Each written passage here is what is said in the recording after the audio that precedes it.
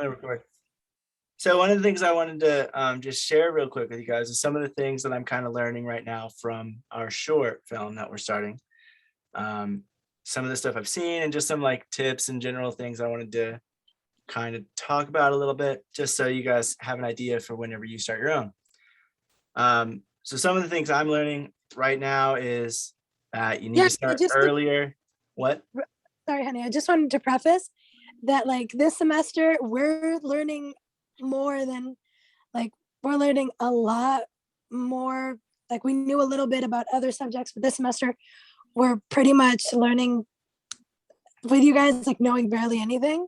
So it has been really a really fun process, both with sound and with other things that Coda's going to touch on, and like finally working on the production and stuff. So we're excited, but we just want to like preface that we're learning too, and this is basically a learning experience for us. So any tips, that's awesome, but just don't expect too much. No, I'm kidding, obviously, but yeah, you know what I mean.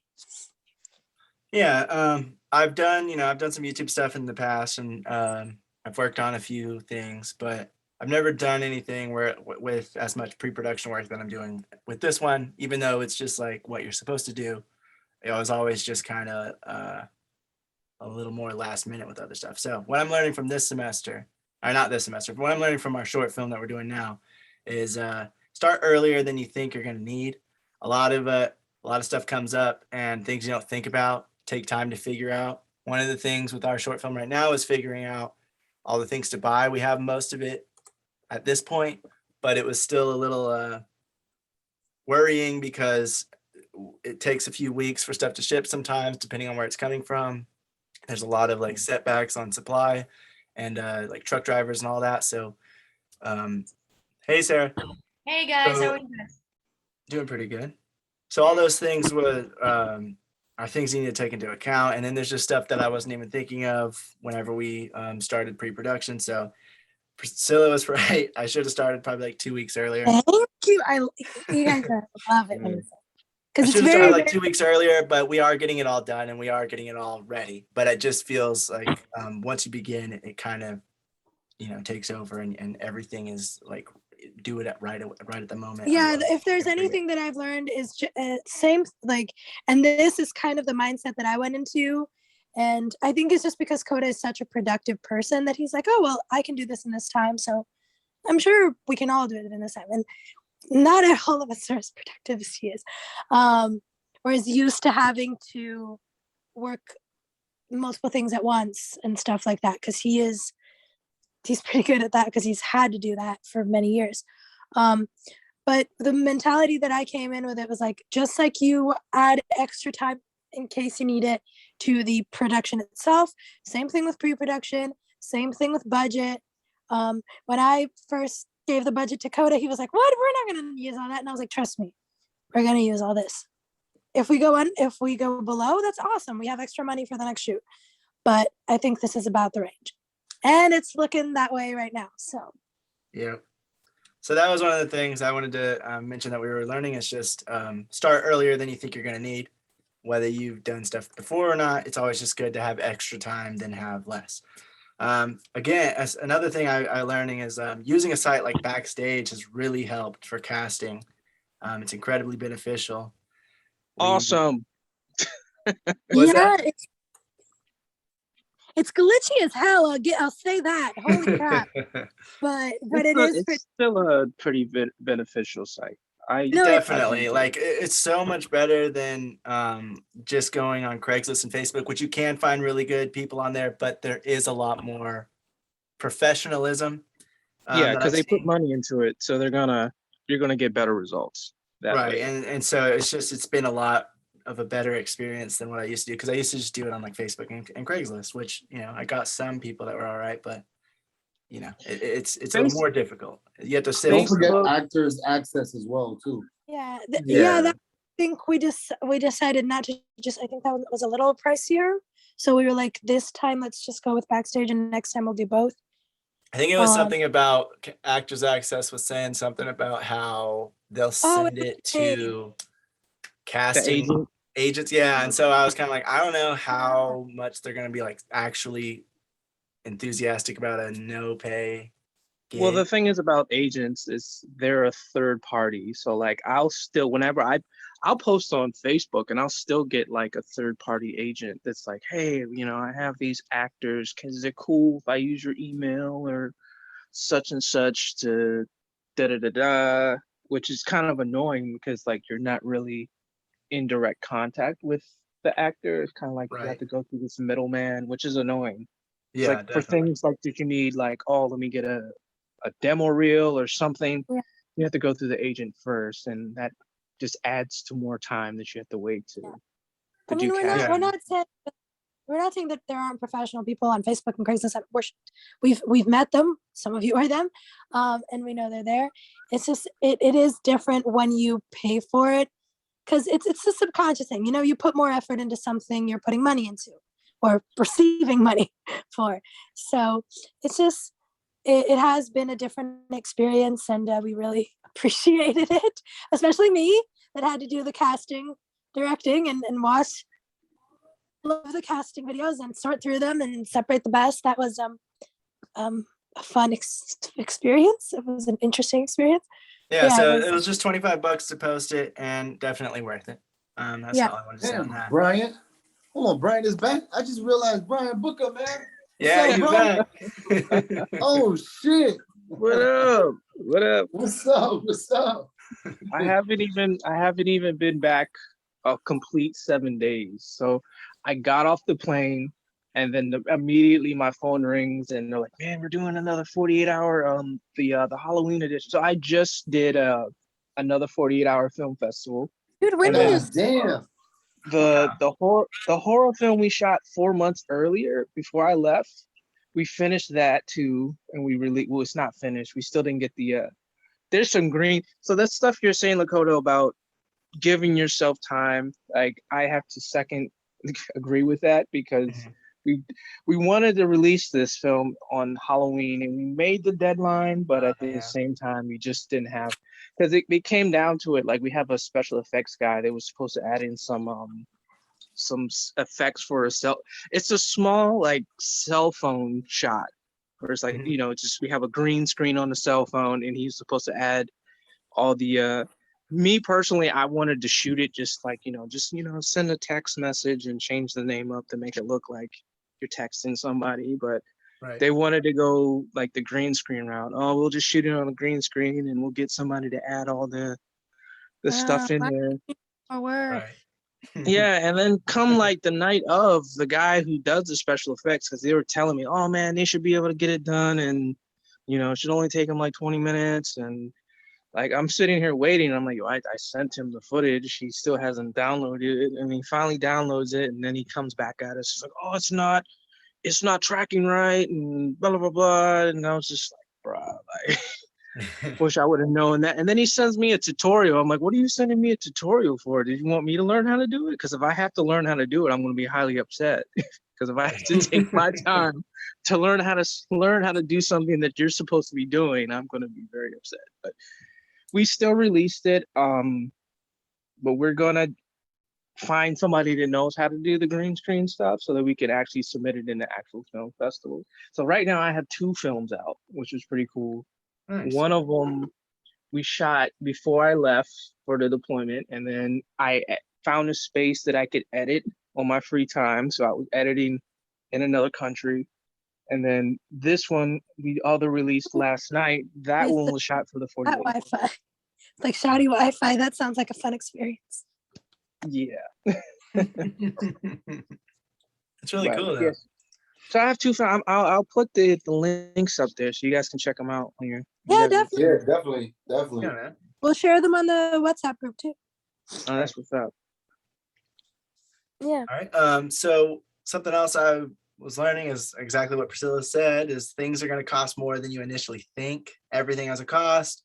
And then you have to think about post-production as well. If you're trying to submit it to film festivals, that's going to cost all these different little aspects. Some of the things I didn't take into consideration, which was, something like the walls and the floor and things like that in the location, which we're doing wallpaper and stuff like that. So, certain little things that you don't think of are going to pop up. So always budget in extra than what you think you'll need, because you're probably going to hit that anyway.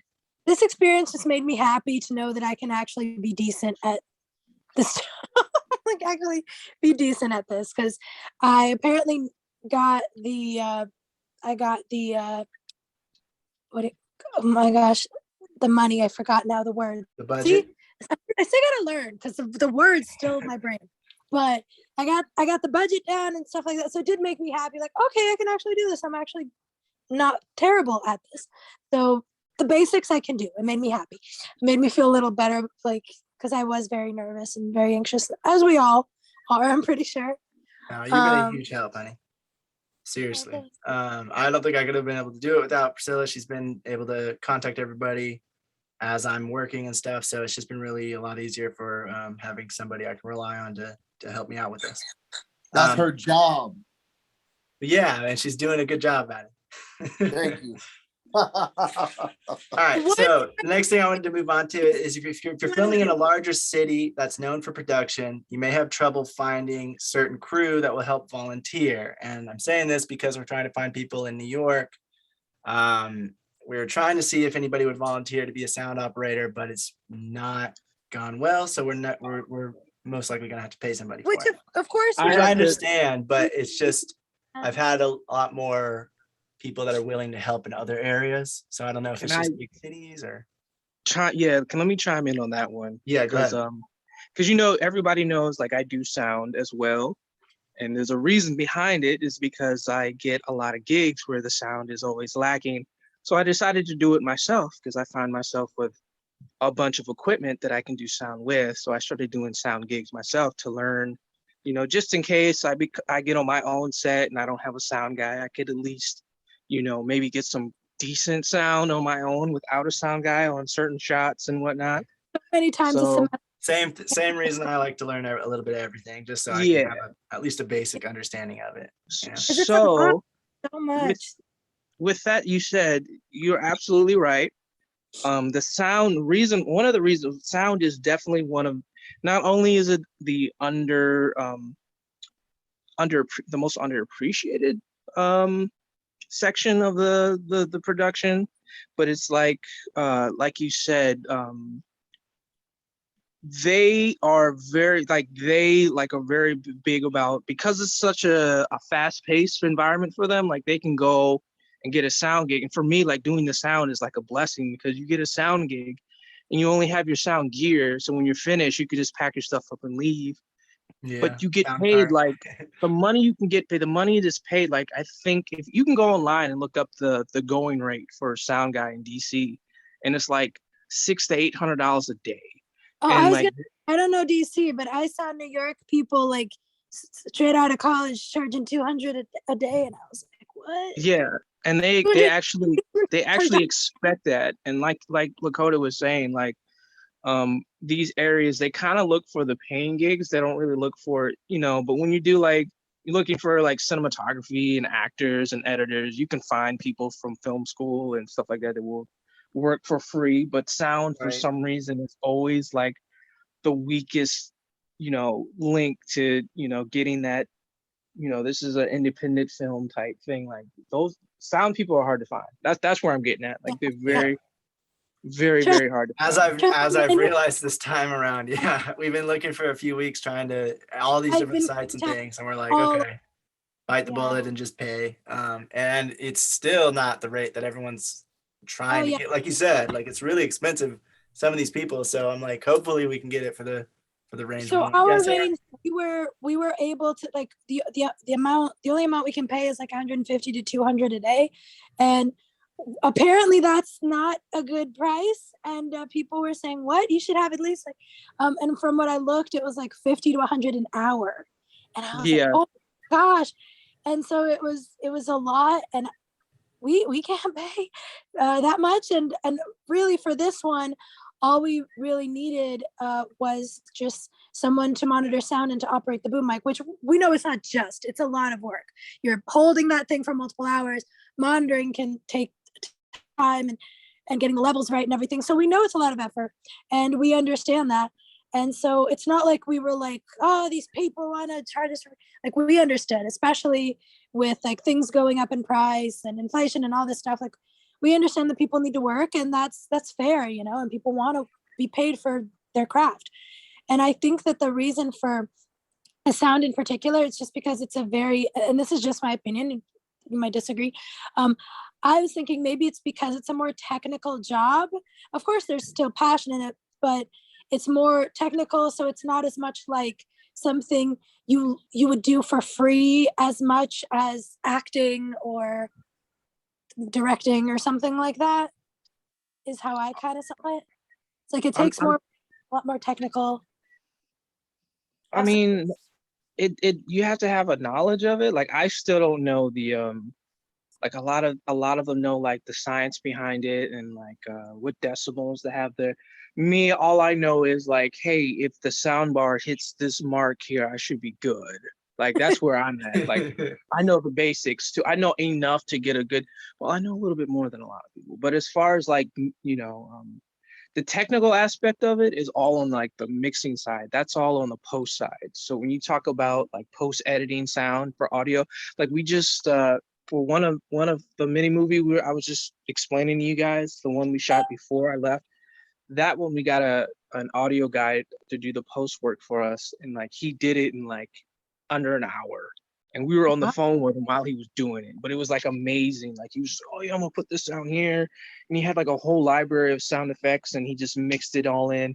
But he was using terminology and stuff that I've never even like heard before. But it is a completely different aspect. But as far as like being on set and being on sound, it's more or less of, do you know how to push a record button? Do you know how to watch a sound bar go up and down? And then monitor like, it, making sure there's no extraneous noise but outside coming in. So you think post sound is more technical than being on set? Oh yeah, absolutely. Oh, definitely. Like it's a completely So they charge different. more, but they charge more on I guess during filming than post, right? It's not really that they charge No, more. not really. Not from what we've seen. Because when you do sound, like when you do a gig, once the gig is over, your payment stops. When you're doing post work, you could charge by the hour. Like say editors would charge like $60 an hour, but you don't know how long it's going to take them to edit the film. So like they'll say, oh man, I'll charge you $60 an hour. My going rate should be like, it should take me about 5 days to edit this, and I'll edit 8 hours a day. So you can do the math on that yourself. But there's always going to be a recut. There's always going to be more editing and all that stuff to it. So it's different for the post side because there's more work that goes into it. So they're looking at it as like, oh, like I got this editing gig, I could make this last like another week and get more money out of it. So that's where the post comes in. But as far as like being on set, like once they're done, they're finished. Like you're not getting any more money. So that's why they have to charge what they charge. Yeah, I was gonna say that's probably why it's so hard to find someone that's just like a so we needed, honey, what was the position? I forgot, the one that's on set. Well, he was gonna be the only person on set, so it was gonna be a location sound recordist / boom operator. But we could because we weren't gonna have like a set on location mixer. And then some of those guys can be pretty bougie. Like one of the things that I worked on, like we worked on an actual feature called Bundles, and the sound guy, he was like, no, I don't do any boom operating. I just do the mixing. So I require somebody that can hire a boom. So then we were trying to be cheap about it. It was like, well, we can get this PA and just have them hold the microphone. He's like, no, it's got to be somebody with some kind of experience. It's like, well, where do you get a professional boom operator? Because they're just sitting there holding the mic. But that is like another, like there's two different things. There's boom operating and then boom mixing. Yeah. And it's rare that you find somebody that's willing to do both. And they even have like a sound assistant sometimes. So yeah, like, and then a lot of the sound mixer will have like his own table, and like either his own table or his own room. Like I actually know a guy, but he's not so great. You know what I mean? Like, I don't know, but yeah, like it's a completely different section. Like it will be the boom operating section. I was just like, boom operating is hard. Like you have to hold that thing for hours at a time. Like, dude, that's not easy. I would say there's definitely a technique to it, to where you're not getting any scratching from the stuff. You're not, your fingers aren't making any noise because you're holding it very lightly to to turn it. That's a setting. That's a You can setting. quit. Like not nobody. If you can adjust your recording settings so that you don't get noise from the cables and the mics and stuff like that. That's just a basic setting, and then microphone quality. That's no big deal. Sometimes. I mean, like no matter what setting you have it at, though, if they are, I don't know, scratching the cord against they don't wrap it around the right way or whatever, then and it's like scraping against the pole, it does make some of them noise.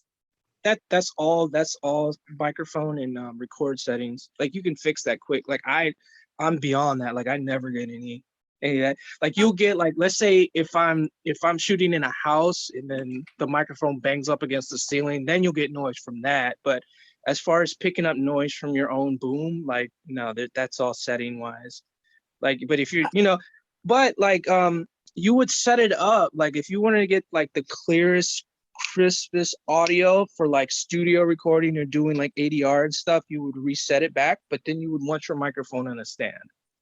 You wouldn't want to, but like no boom operator is that steady where they can hold the mic with the low settings like that and not get any boom sound at all.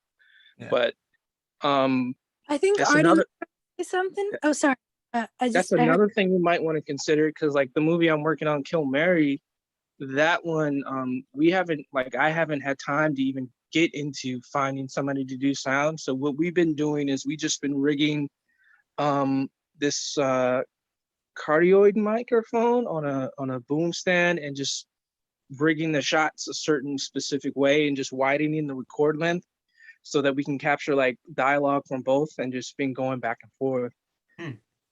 I mean, luckily for us, like the dialogue isn't, it's supposed to be like this blaxploitation, kung fu like film. So like a lot of the audio is going to be post audio anyway, so we don't have to worry too much about it. But we just been using like a Sennheiser.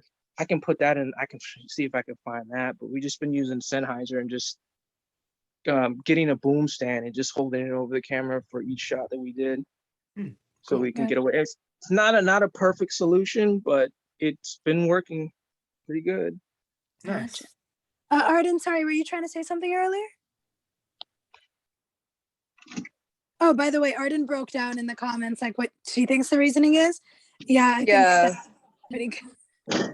think that's spot on pretty much. Yeah, I would say the main thing, like one, it's like you're getting people that live in New York. I don't know if this would be possible. You might just be able to just like look for somebody outside of New York, because we are in New Jersey area. Even that's why I didn't say local, honey, on the production hub. You could just I mean, it feels like this shouldn't be not allowed, but you could always just say, must be willing to travel. We're going to be doing something in another place. And it's like, because you guys live in Northern Virginia, like yeah, but at the end of the day, it's like the less doubt we have, like the better, because if the person lives in another state that's far from New Jersey, which is where we're filming, and they have to fly out and they're only getting paid like no, I mean, like, I meant like if you find somebody like in Virginia or like even like Delaware, like somewhere like nearby, and maybe you could say like, hey, we can like cover like the transportation costs. Where would they stay? We're looking at hotels, and then we'd have to help them with that, because then it's not going to be worth the gig. Yeah, I think at that point it would be cheaper just to get on set, possibly. I mean, like, I don't know, but if it depends on if we had to pay somebody and then they were also getting paid for the travel and get paid for the hotel, then it starts to add up. And I did reach out. But I do agree that's a good idea for if you have like a bigger future when we have more money. Yes, when we're not funding ourselves. Yes, sir. I was just wanted to add my thoughts on what we're talking about. And I agree, like the whole thing with money and paying people and stuff, it's hard because one, you have a bunch of people that are willing to come out and volunteer, and you want to have a core group that wants to make stuff all the time. In reality, it should be making content, and then eventually the content should be what is driving money. Otherwise you don't have but right now we're just doing student stuff. So I get not being able to pay and how hard it must be to find sound mixers. That really sucks. Yeah. And I guess the other one too, I guess it's hard when you have there's people that do this on the weekends. So then it's like it's easier because it's like, okay, I have my other job, so I don't need to worry about money, and I'm just doing this as like a bonus, giving you my time. No problem, no skin off my back, which is a perfect place to be, because then you don't have to worry at all if you have a secondary Income. income. Exactly. Yeah. Which is fine, because then you're like, okay, well, I don't want to be, because then if you're volunteering and they need all of your time, you can't pay them nothing, they will die. You know, Yeah. unless it's the rich funding the project themselves. So it's like it's that understanding of, okay, let's be reasonable here. We're doing a short film and it's student. Yes, of course, try to find the people who is going to help and volunteer. It's hard because I think if we were all in Vancouver, it would probably be easier, but because we're so spread out, that makes it difficult. Yeah. We just Yeah, have definitely. one person volunteer. I understand, like, I wish we could pay everybody, and I wish we could, because I do understand, like, yeah, people do it for the passion, but it's still nice to, you know, get paid for what you like to do. So I also, I'm not mad at people that are like hoping to get paid for it or trying to get paid for it and not accepting unpaid gigs or anything. It's just been hard because there have been some rude people that have come up to us and been like, well, if you have a logo, you can afford to pay your actors, for Oh example. yeah. Oh, God. yeah. Well, my thoughts on this are Pay the your, projects, like, ideally it's starting up and then you start making content. The content's where the income's supposed to come from, if it makes any sense. like any company, you invest in it first and then you see the profits. But yeah, people unfortunately don't have that. And that is like one thing I will say. I feel like if there's anything we've learned in this experience is that I feel like a lot of people take the media industry, like film, TV, whatever you're making, production, a little less seriously than they would a real job, in the sense of like they see it more as a passion, which is great. It's amazing. But they don't bring as much professionalism as, at least in my experience, I can't speak for everyone, of course, but I don't know, we've had some cases where like the person doesn't take it as seriously as they would if this was a real interview, for example, which it's a job interview, for example, or a casting. Like, you don't take it as seriously as you would a job interview, or you don't take the job as seriously because, oh, it's fun and it's something I love to do. But at the end of the day, you still have to be professional. You still have to work, give your best, give 110%. Still have to treat it like any other job. Oh, definitely, mean- I agree. As long as like everyone's like treat it like another job, but if it's unpaid, then you actually have to have another job, which means that you need to No, make yeah, balance. I mean, in the Which is sense, fine, as long as it all ends up working out in that, that's understood. Yeah, because otherwise you can't. So you have to be reasonable, is my thoughts Yeah. on you that. something, Brian?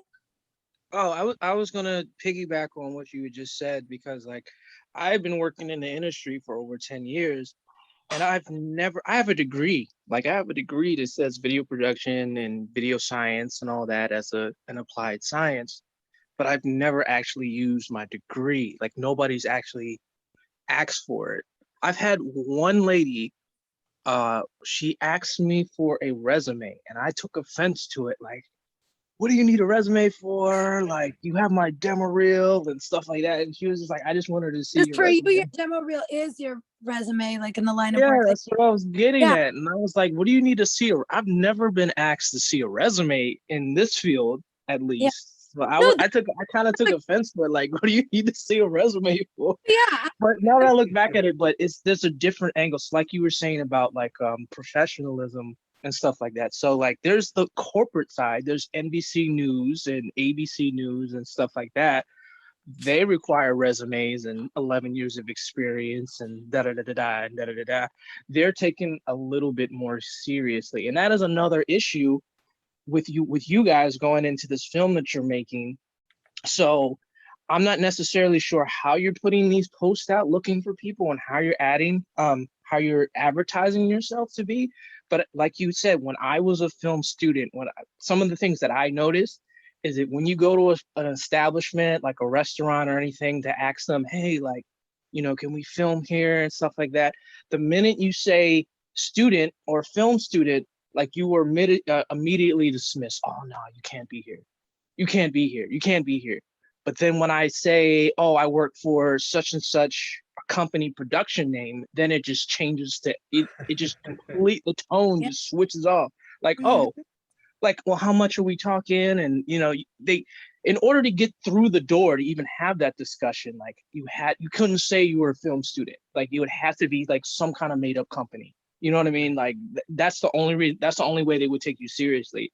So that's another way. That's another reason I guess. I'm not necessarily sure how you guys are advertising yourselves when you're looking for. Oh no, we are saying that we are a production company, but we're up and coming, and so like, and so we change it up. Micro budget film, and we're a startup production company, and you know we don't have much funding. And blah, blah, that's blah. cool, but when you put that stuff out there, that's what they see. They're like, oh, well, it's not going to go any.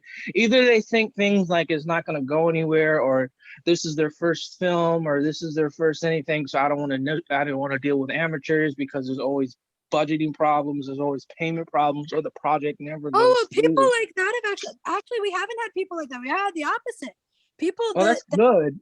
Dina's. That's good, but I'm just saying, like, where things could go when you put that stuff out. Like for me, when I look for people, this is the thing I hate. This drives me up the wall. Like I'll put a post out, need a sound guy or need a cinematographer, and they'll come at me and they'll say, well, what is your budget? You know what I mean? Well, and I'm on the other hand, I'm like, well, give me a rate first and I'll decide who to go with. But then they're trying to get your budget to figure out how much to charge you. Yeah, you know, because they want a percentage of it. Yeah, like that just drives me up the wall. It's like, if you're gonna be, you know, just give me your rate, just tell me how much you want, and I'll decide whether or not I can go with you or not. Don't try to figure out my budget to try, you know, try to negotiate how much you can get out of it. That's annoying. Which goes into my statement of don't put too much out there. Like, oh, we, you know, micro budget. I mean, you don't want to give them the impression that you're Hollywood either, but, you know, keep it like low budget film. But when you say like, oh, you know, micro budget or something like that, I don't know, people kind of like, you know, I don't want to, you know, I don't think I could charge them because if I put this rate out there, So I mean, speaking from like, it depends, like just speaking like as someone who's like a beginner who still is like unsure about how to price my own work. I was like under the impression, just because of like from what like a few mentors of mine told me, was like, oh, you don't want to throw the number first. But that, I mean, I guess that might be more for like commission work, which is like what I'm more familiar with. And then, like, I don't know, my best guess would be like they don't want to throw the first number because they just want to get their foot in the door with you. So they can have a discussion about it. Yeah, it's all about kind of like a negotiation deal and like figuring out how much. So in my experience, the little experience that I've had in this project, I do note it, like I've noticed that professionalism goes a long way. And that's what I mean. Like when I say professionalism, by no means I mean, oh, you need a resume, you need this, you need that. I mean, be professional in the way you respond back, like in taking, for example, we had an actor that emailed us this morning. He had a call back 11 a.m. He emailed us at around 8:30 asking to reschedule. And I was like, dude, we told you about this callback 3 days ago. He didn't even say why. He was just like, something came up, can I reschedule? And I was just like, well, I could, but at the end of the day, like, to me, this like, you didn't explain it properly. You can't. No, we already had other actors auditioning, so I was just like, screw it, he's out. Like, good. Good. Because that beginning part shows how they're going to be in the, you know, how they're going to treat the project in general, how they're going to treat the industry, what their work ethic is like. So that is also something, one of my things that I was going to say is like, you want to pay attention when you're casting or when you're trying to get crew, how quickly do they respond? How punctual are they to anything? Like if you set up a meeting with them, are they coming on time? Are they coming early? Are they coming late? And you know, those are things to keep in mind because they might do the same thing on set and that's going to be a problem. People have told me not to do this. And I probably won't in the future, but I did a few times because I'm just like, dude, you want to get somewhere. Like someone messaged us and they obviously were just sending a generic message for a bunch of projects. And it said, I'm interested in your project. When is it? Where can I contact you? But all stuff that was already in the notice. And so I just straight up, and I did this twice. And then I didn't do it anymore because I was like, whatever, these people don't really care, so I'm not going to bother. But still, I thought it might help. So my naive butt went there and messaged them and was like, hey, listen, I understand that you're probably submitting to a bunch of places, and I don't knock the hustle. Like, I respect that. I understand that. But this doesn't sound like you read our ad at all. The information was on there, and what this shows me as someone who works in a production, as a producer, as a casting director, what this shows me is that you cannot read direction, and you did not. How, if I can't count on you to read an ad that I sent out, how can I count on you to read an entire email? And I said it politely, of course. I didn't say it exactly like this. I said it in a polite manner. And I was like, please don't take this the wrong way. I'm just saying this because I feel like this might be helpful. You said it too polite. Well, you don't gotta be can I respond to that just real quick? Because I had also mentioned like third-party members. So like a lot of times they'll get a response from their agent that read your post and didn't give them that information. So they're pretty much responding on a whim. So it's just like, oh, well, you didn't read the ad, you didn't read the information. It's like, I never even got that information to begin with because my agent never gave it to me because he's the one that got your post, not me. Oh, it wasn't for cast, it was for crew. Well, crew too. Like there's like third-party agents for crew. Like I work for a company called Light, and they'll put posts out there and it will be like for a third-party person because the actual company. I'm sorry to interrupt, but shouldn't they be giving them that information? Like you would think, but like that sometimes like that is like the hard communication is like the biggest, hardest thing to get around. But here's the thing. Oh, you didn't do this. I was like, hey, listen, this is the impression I got. Of course, you are free to go back and read it and audition if you'd like. I just thought I'd give you this heads up because this might be hurting your chances in the future of getting more jobs, more gigs. That's how I presented it, you know? I didn't present it in like a condescending way or a rude way in any way. Well, I'm not getting at that. I'm not offended by it at all. I'm just saying like certain situations could lead to certain things. And you're getting this response from this crew member or this actor who's asking for this information that was obviously like given in your post. Like sometimes that information is not like I'll get gigs because the company I work for is all the way in California. So when they post for here in DC, it's like, oh, we need a sound guy for 3 hours for this day, but I don't have an address, I don't have a time, I don't have a this. It's just respond to this email for blah blah blah blah. Yeah, so there is the miscommunication where it's like because they at the end of the day they really want you to figure it out and you to communicate with whoever's funding the project or whatever. Could they at least email you the ad, like text you the ad? I just feel like depending on the company, they won't. Sometimes the company won't even touch. Like they'll just say, "Oh, it's out there. This is the client." Or just to look around. I don't know. I feel like stuff like that just frustrates me a little bit. But I understand that. And at the end of the day, I was just frustrated with the response because at the end of the day, the person was basically just like, "You don't know what it's like. I sent a bunch of these and I don't get anything." It's understandable because you took time to put all the information in there so they can read it and to help you so you don't have to communicate as much. I understand what you're getting at, but you got to understand like there's another level of, you're dealing with third-party members that aren't giving that information out. So yeah, in this case I was. In both cases I was not. And at the end of the day, I will take that into consideration, definitely. It's just those kinds of things that like, how do I know to give you the benefit of the doubt? And is this not a red flag telling me you can't read the email I sent you? And so that I think Priscilla was mainly just talking about the reply they sent back was just basically like, I send these out to everyone all the time and I never get any return, so you don't understand how hard it is. Yeah, so that shows that they're just sending out a blanket email to everybody, and it's just kind of like, well, I just told you it's generic and it's not anything to do with our thing. Okay, but I have something to add on that. I find less is more. If you are direct and secure, so if you said this is a student project, it pays nothing, If you say we're looking for a boom operator, we're willing to pay $100, and you just like leave it flat with no room for negotiating, that will save so much problems and trouble. And then they could try a little bit, but you can keep it flat. That's what they do with flea markets and stuff, or like other business models, is they just go, this is what it is. And if you that can really avoid miscommunications and problems, because if you're direct. Yeah, we were very direct in that sense. But yeah, so all I mean by You want, sorry. in my I Oh, was we weren't.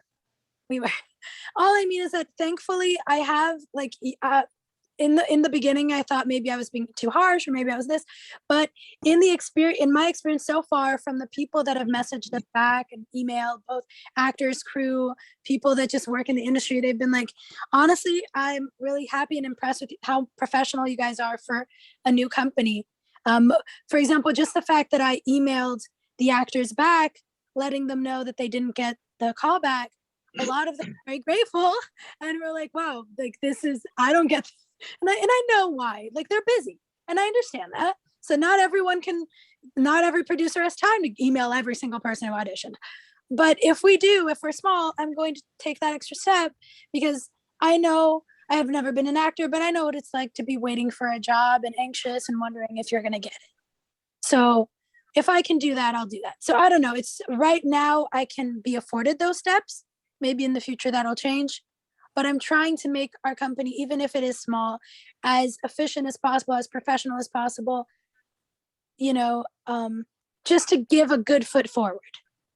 And that's where I think it's kind of like a mixture of like what Brian was talking about with trying to like say micro budget so that they know it's low budget, but then that's getting people to not try to go after it, I guess. And then also though, we're like a little bit too more professional for the other people who are new or who are students, because they're a little afraid that we are a more professional thing than we are. So it's like a weird mix of different reactions from people.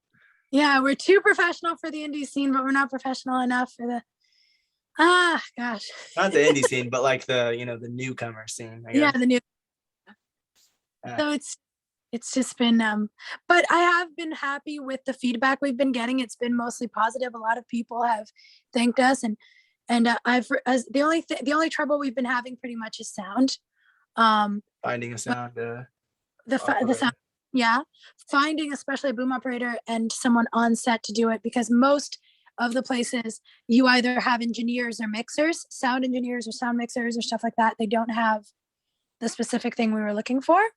Even on websites that are for production, like Production Hub, I couldn't find the specific option. So it is a process, but I have emailed universities and contacted different Facebook groups, and I got an email back from a communications director at a college. So hopefully we'll find someone by the end of the week. Cross your fingers, guys. Crossing my fingers. And I want to say, like, money is a touchy subject, and you can have like a lot of hangups and problems around like being like, is it okay to charge money for my services, or how much is it willing to charge? And I mean, I understand coming from that point of view can be very difficult. For me, fortunately, I already have like my other first aid craft service gig. So that's what I do. So that allows me to be a lot more flexible in giving my free time away without worrying as much, which I'm very appreciative of juggling the two. But I do understand, like for me, I just did a 20-day acting gig, and it's the only paid acting gig I've ever gotten in my life. And I'm pretty stoked about that. That is like the hugest. Yeah, congratulations. Yeah. So I'm just saying it is very difficult. It's both difficult to be like on the receiving end, like, is this okay to take for my work? And it's also hard to be on the giving end. Is this okay? Like, am I meeting my budget requirement? Am I good enough? That I feel like is the scariest thing. Like if you're an editor like Arden, or if you're an actor, you always wonder, like, I wonder if at least I wonder that all the time. Like, okay, let's say I do become a good manager, a good assistant or secretary, whatever it is, and I master all the things. How do I know I'm good enough to charge for it?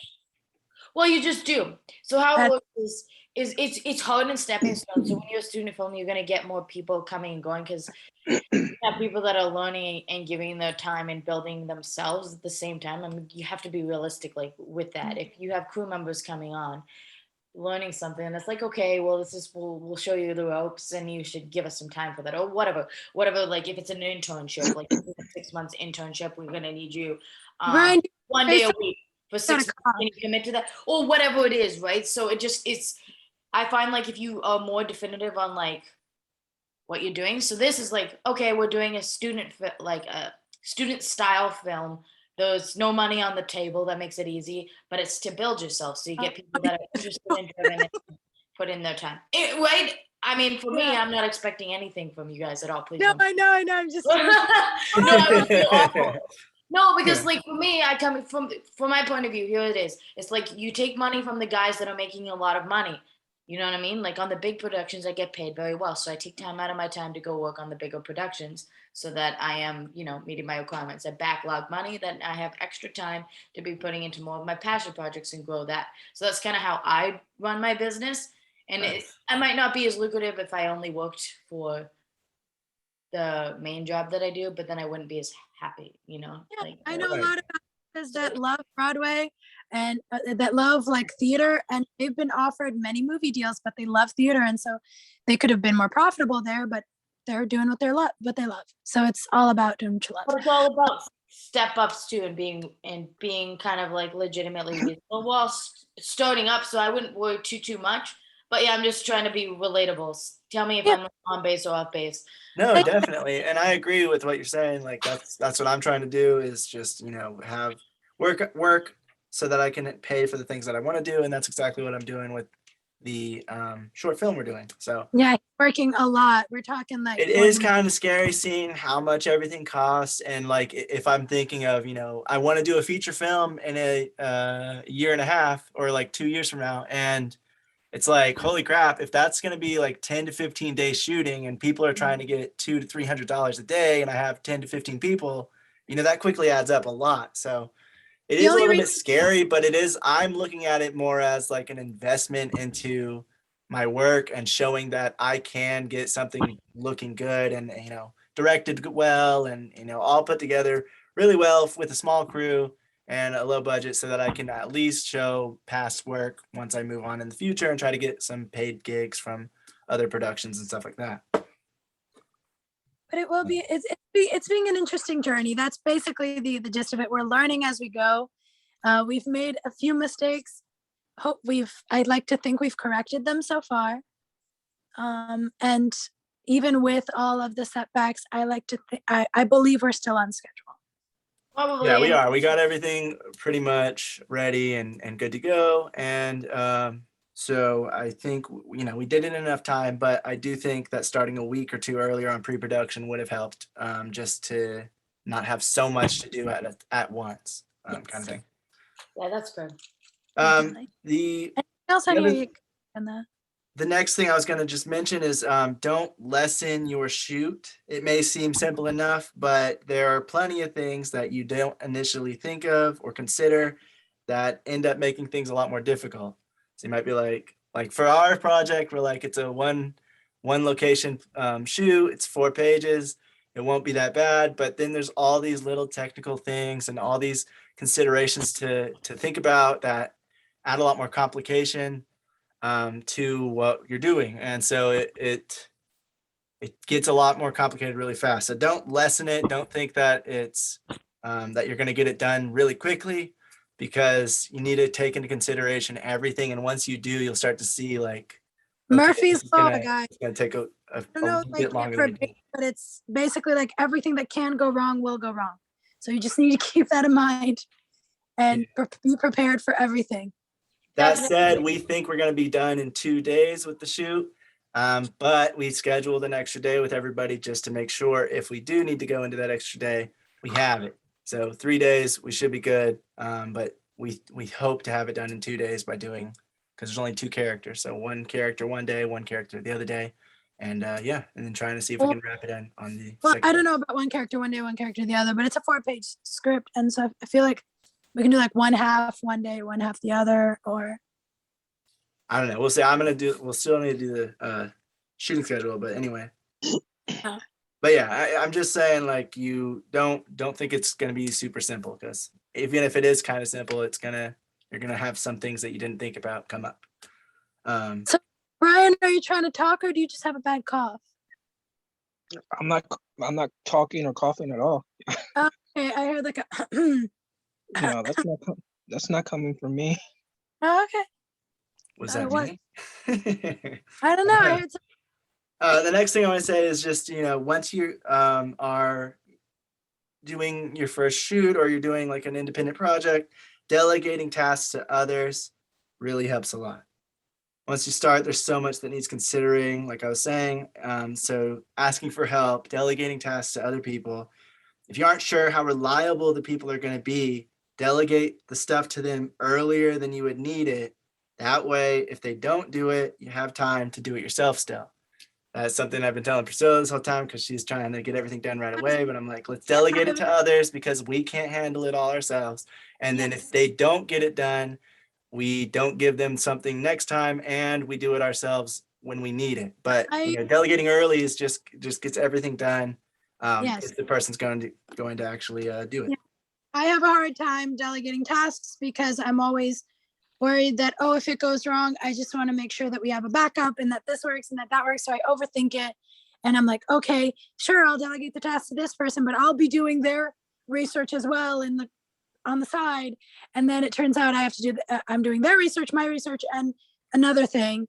And I'm overwhelmed and I'm overworked and eye strain and all that kind of stuff.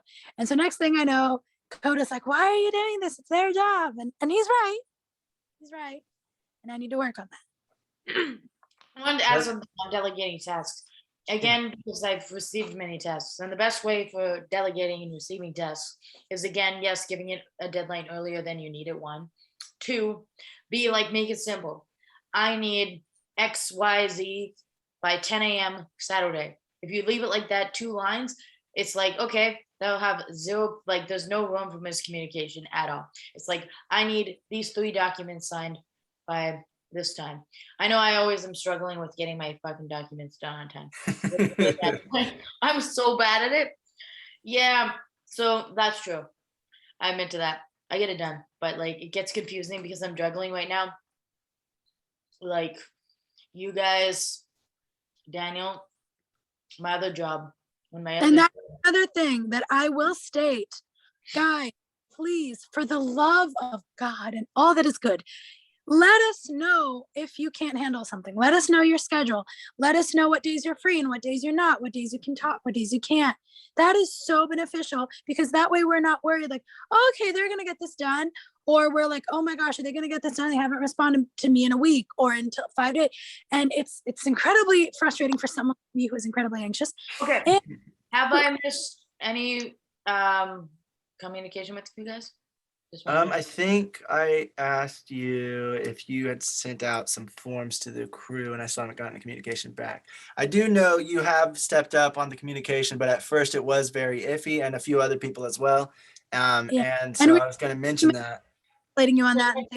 I'm not mentioning this as our production only and you guys. I'm just saying generally speaking, especially if you're going to do your own production, just to watch out for these things from a producer creator side where you are the production company or the director or whatever.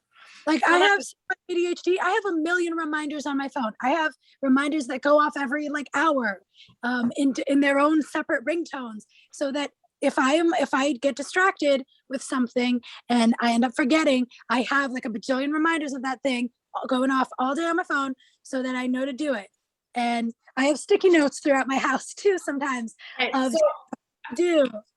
I created the website, the interrogation, specifically for all, also if you need anything done regarding for this production, send it to the interrogation. I have it as a separate email because my current email that I have I just didn't get that. Send us the email because I remember you talking about that, but I think it's on our email, so I will. If I have everything on that email to do with this production, it keeps in one place because my other email, I have about 4 other jobs coming through. So sometimes I just miss an email. So this is going to make it simpler for me if I give you. Got you. Yeah, that's perfectly understandable. Thanks for letting us know and thanks for doing that. To give you a quick reference, I want to tell you that I have approximately, wait 1 second. What is it? Hold up. What what is it? 13,500 emails in my email inbox on my regular.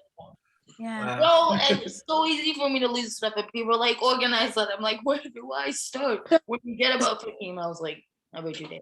So and I was I, just- Oh, go ahead. Right. and I go- would say just as a friend, you should definitely go through that and clear it up so that you do stay on top of things, because you might be missing out on some jobs and some opportunities just from, other people that are willing to pay or offering you work or something like that. So just as a friend, I would say definitely go through and try to like stay on top of that. But for our communication with you for this production, we will email you in the new email. Perfect. That'll keep it simple for this production. That will make me happy, so that I can go through So- it. So, And then- honey, oh, go ahead. Go ahead. Just I'm gonna say, honey, I'm gonna let you continue because it's already been an hour and we basically turned this into a mini production meeting. Yeah, I didn't think it was going to happen like this, but oh well. I mean, this is like good to talk about all this stuff. Yeah. But so the next thing I want to say is, and I'm not saying any names, and it could be you, could not be you. I'm not saying it is. To People anyone. you think that might be reliable just from how you know them or their personality or something, sometimes aren't. So just keep that in mind. You never know until the work starts, and then you can start seeing who's doing what, how long they're taking. I know somebody that I, that has worked on a few things, and like I thought they were going to be a little more communicative. Priscilla, you probably know who I'm talking about, but Mhm. not in the meeting right now. And I thought they were going to be a lot more Throw communicative it and down, honey. on time. Yeah, who cares? I'm just not saying it in the recording, but Oh, anyway. okay. So I thought they were going to be a lot more reliable in that sense, and that didn't start happening until a little bit later into production. But at first, I was really scared that they were going to be dropping out or not communicating back, or So some That just- people you think are going to be a little more helpful might not be, and some people might surprise you in how helpful they are. So So going I'm with just that, say that like this does not mean that the person isn't hardworking or isn't good at their job or good at what they do. It's just sometimes they just have a personality that's a little more flaky. Sometimes they're juggling multiple things. Sometimes you just can't count on them for that moment. But just having those realistic expectations and not expecting too much. No, and- you do expect a lot. and I'm sorry to doing- cut you off. No, But yeah, you but hold gotta- on. you gotta I'm understand. gonna jump in there. So just from what I've seen, there's always going to be like, even people I think are reliable and everything, sometimes stuff just comes up. Or someone like Sarah who's juggling so many things at once, some things fall through the cracks. So it's like, it's understandable, but that's why I'm saying, like, if you think you can rely on somebody for certain things, just make sure that you see it first. And then once you start seeing it, you start delegating more stuff to them, which just goes back to that delegating thing. Delegate tasks early, see if they do them. If they don't, or if they don't even get back to you on them, then figure out if they're going to. If some people will change later on and some people will stay that way the whole way through. So maybe you don't even want them on your production. it's all about being realistic in the sense of you That is give them one job. 100% correct. Yeah, I was gonna say it's all about being realistic in the sense you give them a small job, you see how they do with that. If they can handle that small task you give them a bigger one, and then see how they do with that. And then your reliability, like your trust for them, grows a little bit, and you're like, okay, now I know I can count on this person for this, and I can just have realistic expectations, is what I'm saying. And then communicate. I think Yes, I was gonna say communicate well and be clear. Just be straight just to the say point. no if you can't do it. If I'm working 16 hours a day and I'm doing this and I got that, but I want to participate or I want to do it, like I have the intentions of doing it, but time is not allowing me. You got to be real with yourself and just be honest and say, I can't do it. Yeah, and you might want to, you might be excited, and we understand that. But if it's not something you can do at the moment, that's all right. There'll be other productions, there'll be other moments. It's better that you're honest with us and we don't expect something from you that you can't give later and the entire crew suffers from it, than you not being able to do then you not being able to do something, being honest with us, and just not being in this one or being in the next one or being in this one in a smaller role.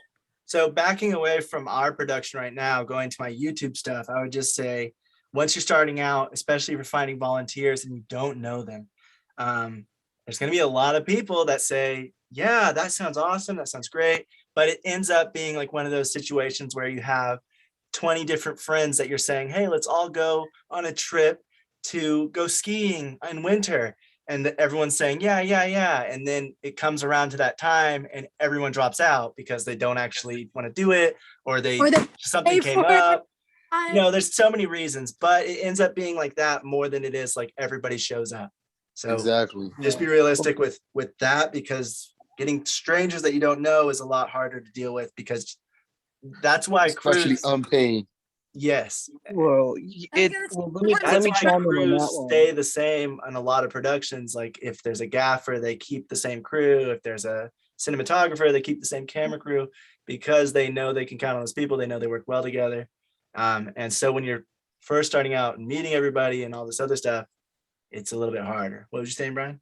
Well, to chime in on the unpaid comment that was made, like I used to think that as well, like, oh, like a lot of the stuff I was doing was unpaid stuff. But now that I'm actually working on a movie where I'm actually putting money out and paying people, that whole aspect of like people dropping out on you, like that's still there. That never goes away for some reason. Like you're still gonna have people flake on you.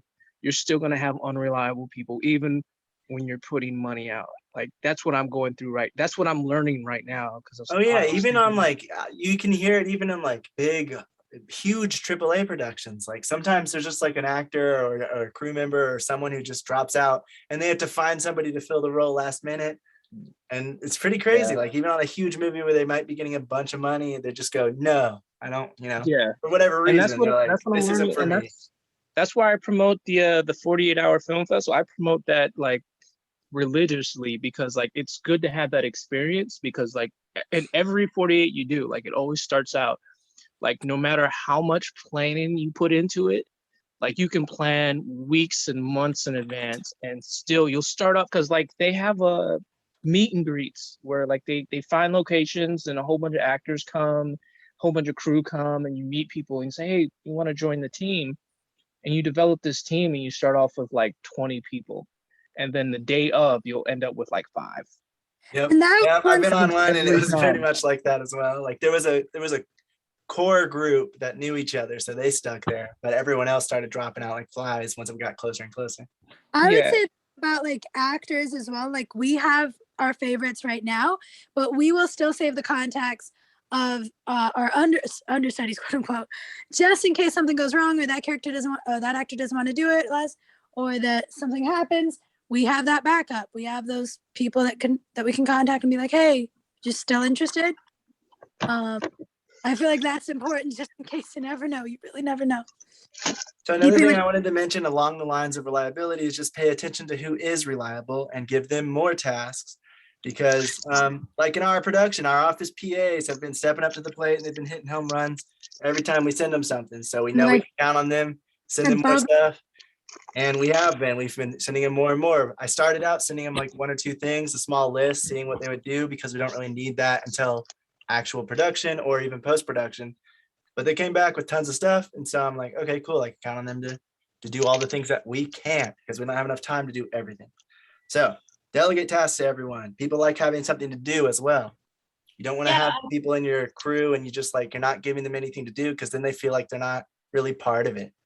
And that's something I've noticed is like a lot of people like being part of it. So one of the things I used to struggle with my YouTube stuff was just like, I'm not paying these people, so I don't want to give them too much work. I don't want to give them anything really, because I'm not paying them. But that actually is a detractor more than it is something that gets them to come, because they want something to do. They want to feel part of it.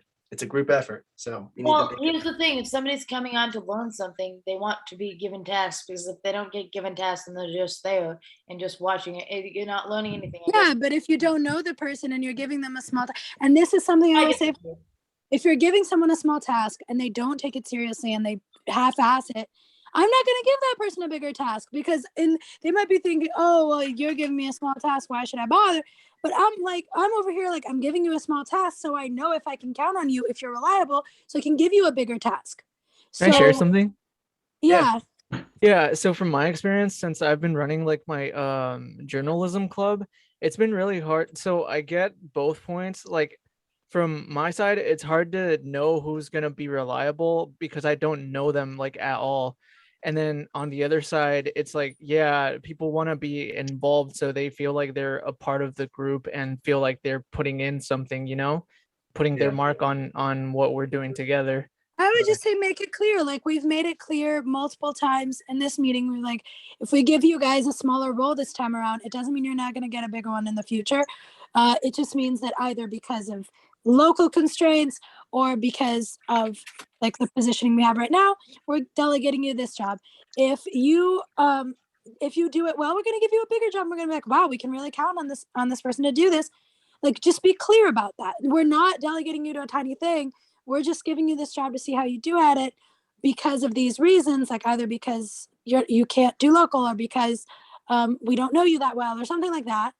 And if you do good at this, I'll give you something bigger, because it is true. You don't know if you can count on the people and you want to, but at the end of the day, if it's something big, if it's something like in our case, we're putting our own money into this, we want to make sure it's the best it can possibly be. So yeah, we're a little hesitant to give someone a big job right away because we want to see how their reliability are, if we can trust them, if they have the time, if nothing changes last minute, that kind of thing.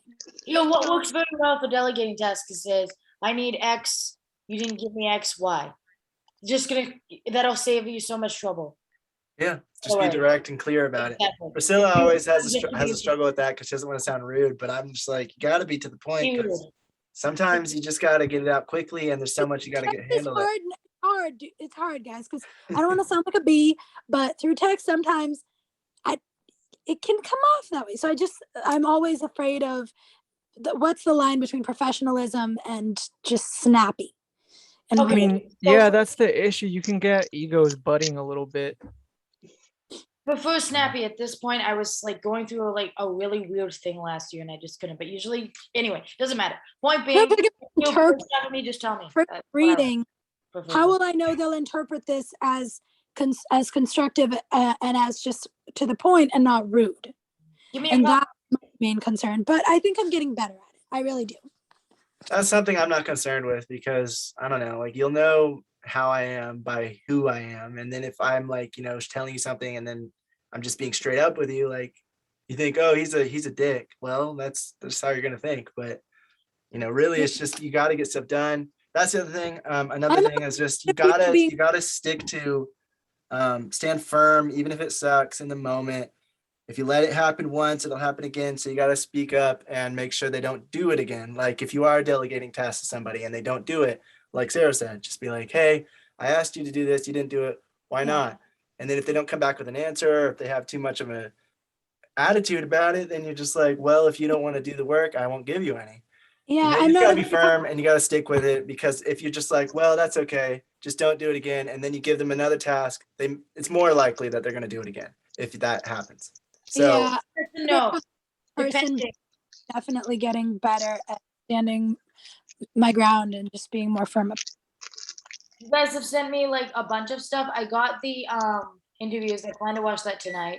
By the way, giving you an update on that one. And another thing too is that if you have like one kind of like sending, so if you're sending everything by email, that's fantastic. Or if you're sending everything by text, as long as it's all kind of located in one, all the information's coming in. Yes, that is something I was sending it through text and email and WhatsApp because I was like, just in case they don't look at their email. And then Coda was like, but honey, they need to learn to get used to looking at their email, and they need to not like, what if there's like a bunch of information? And I'm like, yeah, you're right. And then from now on, I'm only sending it through email. So actually, I'm going to add to that. One of the things I was going to say is, of course, communication is key. Keep everyone updated, especially on what you need from them. If you need something from somebody, let them know as soon as you can. And then, that's, again, delegating it or just giving them that task. Yeah, communicate and checking up on them with their tasks, like we were talking about, like, saying, hey, did you get that done? And then, if they didn't, hey, I need that done, or you just give it to someone else or you do it yourself. But not everyone is going to be as communicative Or so sometimes you need to contact them multiple times in multiple ways, like Priscilla did. And sometimes certain people have certain ways they like to communicate, email, phone, or through like a phone call or a message. And that's something else you want to learn is like if they take calls more than they do texts or emails and they're not going to respond as well to that, then call them. As long as you're getting to them and getting all the information out. If the other person doesn't take messages, but they take email, and vice versa, if someone takes messages, but they don't take emails, like then just figure out what their best way to communicate with them is and go with that. Like what Sarah just did. She gave us that email and she wants us to email her there. So that's what we're going to do. So that communication between us is going to be really good because we're communicating the way she would work best with it. So before this production One began, place. When I look, I can just see everything to do with this one project. So it's all in one pocket hole. It's like having an organization instead of everything just being disorganized. no, yeah, I get you. I have the same thing right now. I think I'm going to create one of my own just for production emails too, because I have the casting one and I have the media studies, but I need one just for me. But yeah, so in the beginning of this production, before it began, actually, I asked everyone, hey, what's your best form of communication? Do you talk better by text, by call? And so that's what I'm doing. If someone says, listen, the best thing is to call me, I'll just call them. Best thing is to text me, I'll text them, you know?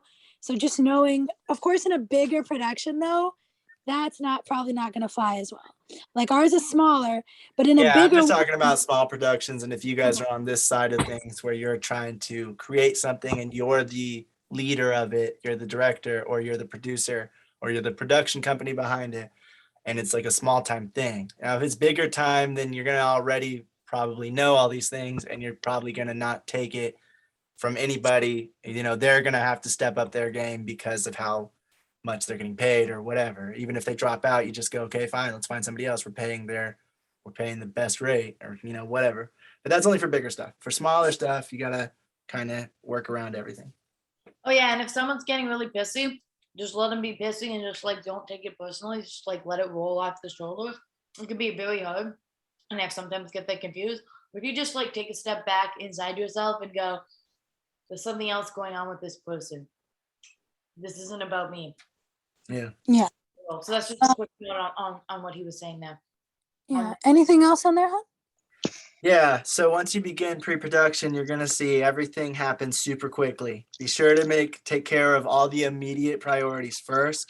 Creating a list definitely helps. I have been creating lists and like a kind of a schedule for me and Priscilla every week with like the things I need to get done or the things we need to figure out at certain times. If I have any meetings with any of my crew, or if Priscilla needs to have any meetings, or if she needs to be working on casting, I'm putting it all in kind of a list and a schedule so that we both know exactly what needs to get done that week. And then we're delegating everything else to everyone else and, you know, confirming that they're getting it done as well.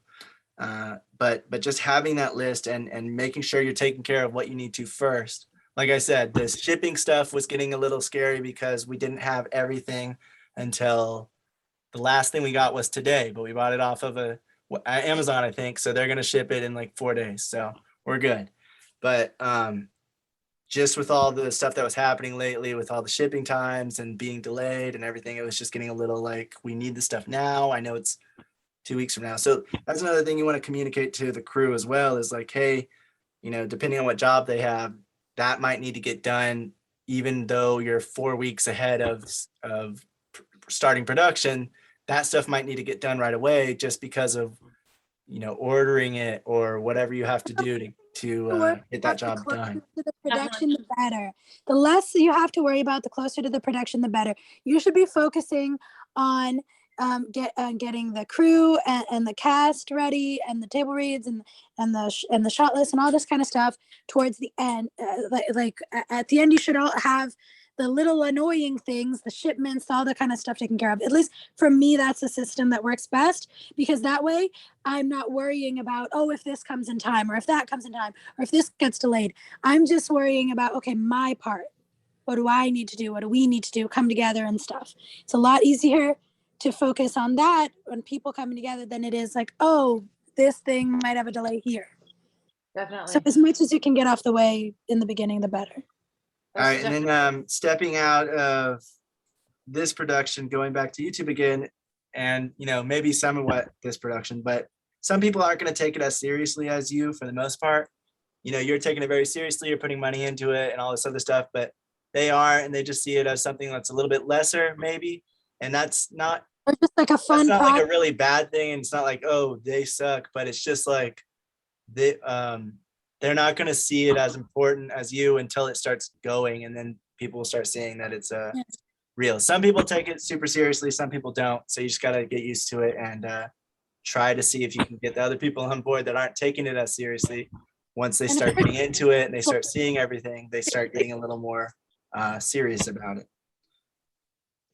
And then the last thing I wanted to say is just there's going to be things you didn't even think about in like the script or for the shoot. And that's why those production meetings and getting input from your crew is so important.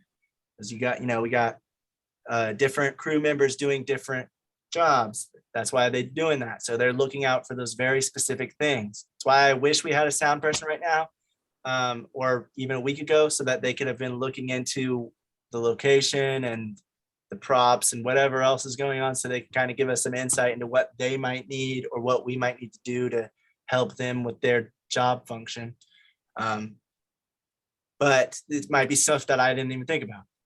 And it might be stuff that I already thought about. I'm like, yeah, I got you. I'm handling it. But it's always good to have multiple people and multiple minds on a project looking at certain things. Like we were talking about part of the script where we weren't sure what kind of costume to give the person or wardrobe. And it was like a kind of a little bit of a conversation because there was something that came up in the script that I didn't even consider myself. And I wrote it. So there's going to be things like that happen. So you want to always just make sure to get some input and talk to your crew to figure out everything, because it'll really help. That's all I got for that. Okay, I didn't think that was going to take that long, but I mean, I'm glad we talked about it all, because I think it helps everyone. sounds like this is kind of like more priority is on getting this everything, making sure that we're talking about the film anyway, because that's coming. The dates are coming up. Not that the other stuff's not important. 2 weeks away, and trust me, that's gonna like be tomorrow. With how fast the days are going. Yeah. Yeah, actually, I kind of wish it would slow down. Yeah. So Arden, we need somebody who's going to monitor the sound on set, keep the levels, and just make sure there's no like outside noises coming in and things like that. Like I bought some sound blankets. I bought some. You already have someone to mix sound? No. Do you mean in post? Yeah. Oh no. That's I was gonna talk to you and Mel about some of this stuff. To figure Because out I was gonna say I could ask my partner, because they're self-taught and they own Ableton. Shoot, yeah, definitely. So we'll talk more about that on Wednesday during our editing meeting. Okay. Okay, Wednesday we're having an editing. You guys are having an editing meeting? It was gonna be I was just setting up with me, Mel, and Arden, so we could talk about just like what we just talked about, some of the stuff, because it's a low budget thing, and editing is like, and they're the in a editors. bigger budget, you'd have 20 different roles, 20 different people working on different things at once. But on a low budget thing, you have 1, 2, 3, however little amount of people that need to handle a bunch of things at once. Got it. That makes sense. So Coda's having a meeting. And then with on Jim. Wednesday, like right after that meeting, we're gonna have our regular production meeting with our crew. Yeah. Sarah, so you can come in on that. Okay, got it. I just We're want having to like make the sure that I'm other not meeting missing anything. with everyone. Yeah, Um, no, you won't be needed for the editing one, but for the other one. yeah.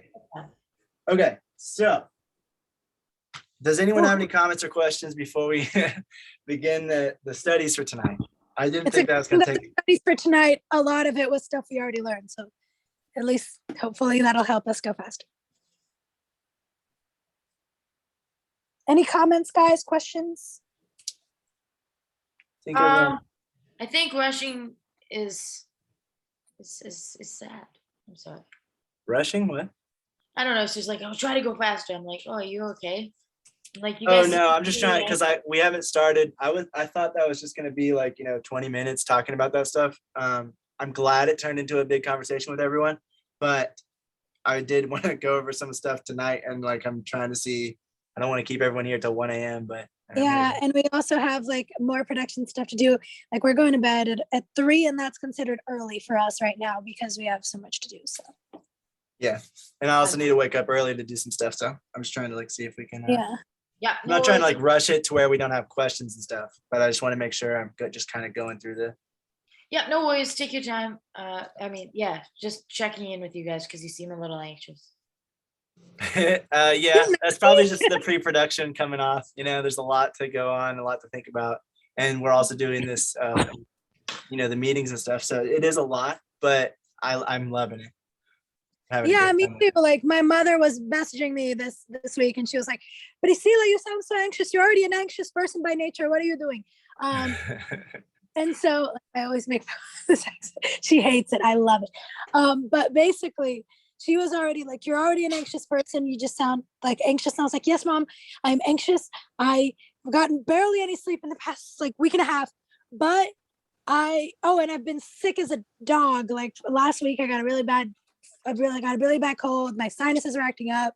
I was having fevers. It was like this whole thing. I'm better now. So I was like doing all the work sick. But I was telling her like I am feeling so much better, but at the same time, I love it. I love being busy. I love having multiple things to do. I love having a job. I just wish I would have a day off. That's pretty much the only thing, but hopefully that comes soon. Yeah. But I do love it. This is really fun. I'm having a great time with it, and it feels it's just a lot more professional and like has a different way of feeling. Like people actually passionate about it and people knowing what they're doing is a lot different than what I used to. So it's a lot better. I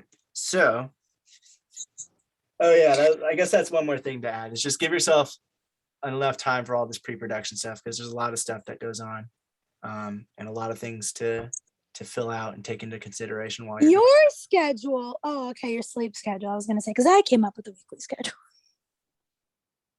All right, so the first thing we're going to talk about for tonight's study stuff is Catchlight, or AKA Eyelight. And you see it in this picture. The lady, the lights are reflecting in her pupils, and that can make somebody's eyes look alive and look sparkly. And that's what you want usually when you're doing it. It's used a lot in photography. It's also used in filmography. To get Catchlight, the subject needs to be facing the direction of the light source. It doesn't have to be directly toward it, but it has to be wherever that light's coming from. If you go outside and you turn your back to the sun, you're not going to have that Catchlight. But if you turn around and you're facing the sun, or you're facing the sun's to your right or to your left, you'll have that Catchlight somewhere in your eye. The same thing with lights. You normally don't want the eye light to face head. Oh, I already said this. But you want it to be coming from an angle or panned off to the side. Another reason you don't want it directly toward the subject is you don't want to light their face with it. You just want to have it come out of their eye and use your key light and your fill light and other lights to actually light the subject. But the eye light, if you're using a light specifically for it, then you want to use it off to the side or something because it'll still have that nice reflection in their pupil.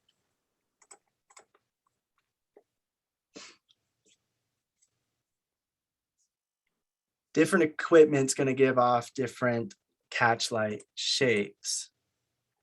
As you can see in this person's eye, when they use like a bounce umbrella or they're using flash, which you're not going to use in filmography. This is more for that one is for photos, but the rest you can use with films, and you can use different kinds of soft boxes, different kinds of lights. They're going to give off a very different look in the eye. And so they can give off a very interesting look, or they can give off something that looks a little more realistic to the sun or to a light coming from somebody's ceiling or an office. And it just depends on what kind of light you're using to light that person's eye up with, what kind of light you're using for their Catchlight. You also want to consider the genre you are filming. When you're considering whether you even want Catchlight or not. Some genres, it works perfectly. Some other genres where maybe it's supposed to be a little bit scary or they're supposed to be sad, having their eyes bright and sparkly is probably not going to have the emotion come off as well as if it's kind of a little more dull and a little more dark looking. Let me see. You can see some of the different catch lights in here as well. You have like the ring light in the middle, down in the middle, the bottom in the middle. You have 2 ribbed umbrellas top left, 1 smooth umbrella in the middle and on the top. 69-inch octo, as I say, octobank. It's kind of hard to read this, sorry guys. Small square softbox, and you can see the square softbox. I don't know, can you guys see this? There we go. Square softbox left in the middle. You can see it actually makes a square shape in that person's eye. So the square doesn't look as realistic as these circles do because the sun looks round to us, and so it's gonna cast a round light. And our light bulbs in our houses are usually round, and you know, the only square light you really get in natural settings is from like an office space or something that has like those fluorescent tubes in the ceiling with the square sheets, whatever you call that. But those are what cast off like a more natural setting that creates that square light. Other than that, in a natural setting, you usually just get these circles or these different reflections, like the one in the bottom left, where it's just daylight, and it has like a very unique look where it's kind of reflecting whatever that person's looking at, depending on what their eye color is. So if you're using a specific light that you're going to use for the eye light, you want to place that before you do your key light. And unless your key light is your eye light, and then that doesn't matter, but you just want to get that eye light right and then do the key to fill in the rest, because it will give off a little bit of ambient light, it will give off a little bit of spill, and you just want to work around that because you want to get that eye right if you're doing a shot specifically for their eyes or something really close up, and you want to see that the emotion come across with the light, then you want to set that up before you think of anything else. Awesome. One person was using those LCloud lights that we were learning about earlier this semester, and they were panning them away from the subject. That way it's bright enough, it's a spotlight, but it's not aiming towards the subject, it's aiming off in some other direction, but it's bright enough to give off a light in their eye, even though they're not looking, it's not facing it directly on them. So that's something you can do. The direction, softness, and size of the catch light can give off a different emotion and a performance all in itself. We've seen, I showed a video in the WhatsApp, and it kind of showed the different emotions that come across just from changing where the light's coming from. Sometimes when the light's coming from the bottom, it can look a little more friendly, or it can look like somebody's high, depending on how you do it. And then if it's coming from the above, it looks a little more natural. And then if it's coming from the side, depending on where the person's looking and where you have the light coming from, it can create a different emotion and a different feel. So it's very interesting. I shared the video because I found it very interesting to watch. While he was explaining it, he was showing so many different examples, and it really came across from such a small thing, like where the person's looking and where the light's coming from and what it looks like in their eye. It creates a different emotion in each just from that. So they weren't even like really changing their expressions on their face, but they still seemed more sad or more happy depending on the lighting and just where they were looking. This kind of shows what it might look like if you do it in a editing software. Like you can do that in video. It's a lot harder because you have to match it, and you have to what is it called when you match it to a certain part of the screen? Motion tracking, you have to track it. Yeah, you have to motion track it the whole time, and it's, you know, people's eyes move around a lot, so it is very difficult. With a picture, it's a lot easier, which is why I'm showing this, but I was mainly showing this picture just to show the difference, and if you had a light there and if you don't, just what it looks like. It looks a little more dead, a little more sad, or just something like that. It doesn't look as lively and as welcoming as if there's something in the person's eye. That makes sense. It also gives off the colors of their eye a lot more, so that you can see like all the differences. And since everyone has a unique eye color, even if it looks very similar to green or brown or something, they have like very unique lines that go through their eye and make it look unique to their own person. You can see it again here. When they have 9, it's to the left, and it just doesn't look as good as it does to the right for that image. It for the image, it's very bright, it's very soft, and she's wrapped around in light, but her eyes have nothing coming from them. It doesn't look as good as if she has the lights on the right, where you can see. I have a hard time like she's perfectly exposed. So for her not to have a catch light, it's kind of like I kind of think they did that on purpose with this picture. Probably.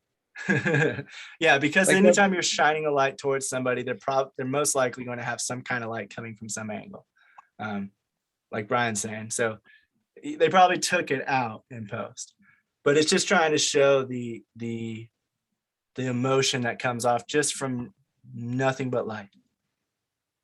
And so anytime you have a light anywhere, it should give off some kind of reflection in people's eyes, because our eyes are very reflective. They reflect a bunch, which can be a bad thing, depending on what you're trying to do with the shot. Your camera might reflect in the person's eye, depending on how close you get, or the light itself. I wouldn't consider it. So this is like more of a advanced subject that you're talking about. Like, I wouldn't take too much consideration when you're setting up your shots to say, like, oh, well, if I set it here, you can see my light. Because it's kind of like one of those cinematographers giveaway. Like we use catch lights a lot to like show other cinematographers our lighting setup. This tells you a lot of stuff. There's a lot of information in a catch light that tells other cinematographers like, this is the type of light I'm using. This is kind of like where my key light is set up and stuff like that. So I wouldn't take too much consideration as to like, oh, well, like, I don't want too much catch light because it's going to reveal like, like big reflective surfaces like cars and stuff.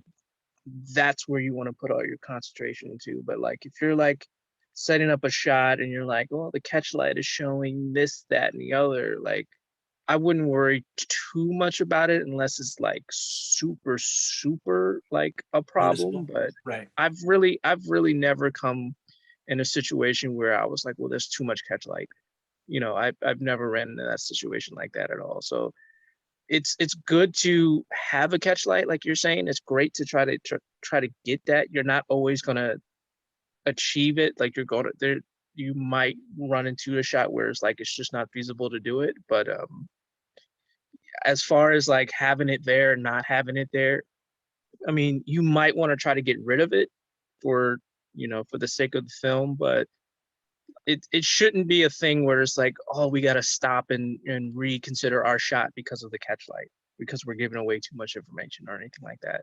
Right. Yeah, I would say like it doesn't matter as much. I agree with Brian. Like it doesn't matter as much about that aspect. But if you're trying to get the catch light and that's something you want to make sure there is catch light. That's the more thing you want to pay attention to, is like just getting it. But if it's reflecting too much, like you said, you're really not going to see it too much unless depending on the shot you're going for. Yeah. I was just pointing out like it can. I was just meaning that like it can reflect something because they are very reflective. Doesn't mean it's going to be noticeable unless somebody's paying super attention, and usually people don't. So yeah. Also, to add to that, like you had also mentioned, like setting up. I've never really had to use like a light specifically for an eye light. Like I've always relied on my key light as a catch, but also take in consideration if you're setting up a light for an eye light specifically to get a catch light, you would also want to keep in mind the direction you're going. So let's say you have a catch light just to the right of the character's eye, but your key light is on the left side. Now you have this contradicting cross between the shadows. Right. You have a catch light that's on the right, but then your key light is pointing in the other direction, catching the shadow on the same direction as the key light, which is contradicting in itself. I mean, these are things you have to consider. Like this is like for your 3-point lighting setup, like your key light will be facing one direction, but then you also have to pay attention to the background light, because if the background light is in an opposite direction, now you have these shadows that go in different directions, and now you have this weird sci-fi type look when you have a key light going one way and then a background light casting shadows in the opposite direction. So always keep them like, that's why I don't really focus too much on the catch, because it can make or break you, like Mhm. shadow wise and stuff like that. Yeah, and that's I completely agree. Like one of the people even said, like, if you're gonna do an eye light, you want to keep it on the side with your key light, even if you're not using your key light as the eye light, just so it's coming from generally the same direction, because it's also going to reflect off that person's eye in a different area that doesn't make sense. It might not be that noticeable. It might, but it could, like, I don't know. You never want to have something that feels unnatural, because that starts to take people out of the thing. So Yeah. even if they can't put their finger on it, like, I don't know why, but this scene just feels CGI, or this scene just feels this, or that takes them out of the movie, and you never want that. So I completely agree. Don't put it on the opposite side of your key. You should always try to make it seem like the light is coming from the same direction. And that's for everything with lighting. It's your background light, your subject light. Everything should look like it's coming from somewhere. And if you're doing like just stylistic lighting, you usually still want to keep the lighting in generally the same direction and coming from the same areas, even if it doesn't really make sense because you're just doing stylized. Yeah. But you can just see like some of it in these scenes, even though he has a lot of shadow, they still have that eyelight, that catchlight coming in to both of his pupils. They also say it's going to look really weird if you have like catchlight in one eye, but however you're positioning the light, it's not going into the other eye. That's going to look not as normal, and it's going to look a little off-putting. So you usually want the light to be on both eyes, kind of the same way, as you can see in like these movies. Even though this one's a lot more in the shadow, they still have that highlight pretty much exactly the same. That's actually awesome. Such a great note to detail. It makes a huge difference. Oh, another thing with square is like windows. You can see that in this little blue bottom right one. Windows will give off something like that. And this is just like a demonstration, but something like that will change the way it looks too.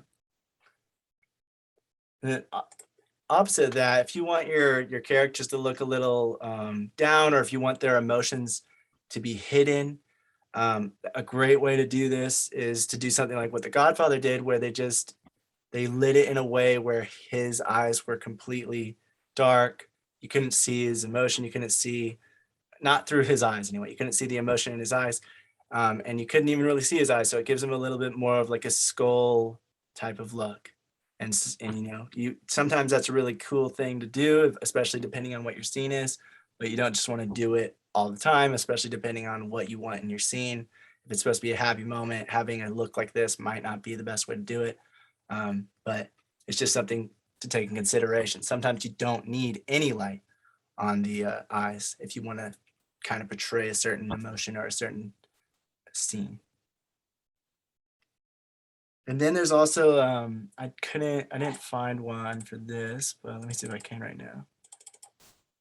Ring light, catchlight. So they say like ring light, when you're using one of those ring lights in somebody's eyes, some movies I've seen do this where I can't see it in I was trying to find like a movie reference, but sometimes they'll do something like this, or they'll put like a colored gel over it or something, or if they have a RGB light, that's a ring light, they'll change it, and that can make something look like more of a alien thing, or a robot, or whatever, something like that. It looks foreign and unknown because it's not really that natural with this kind of light.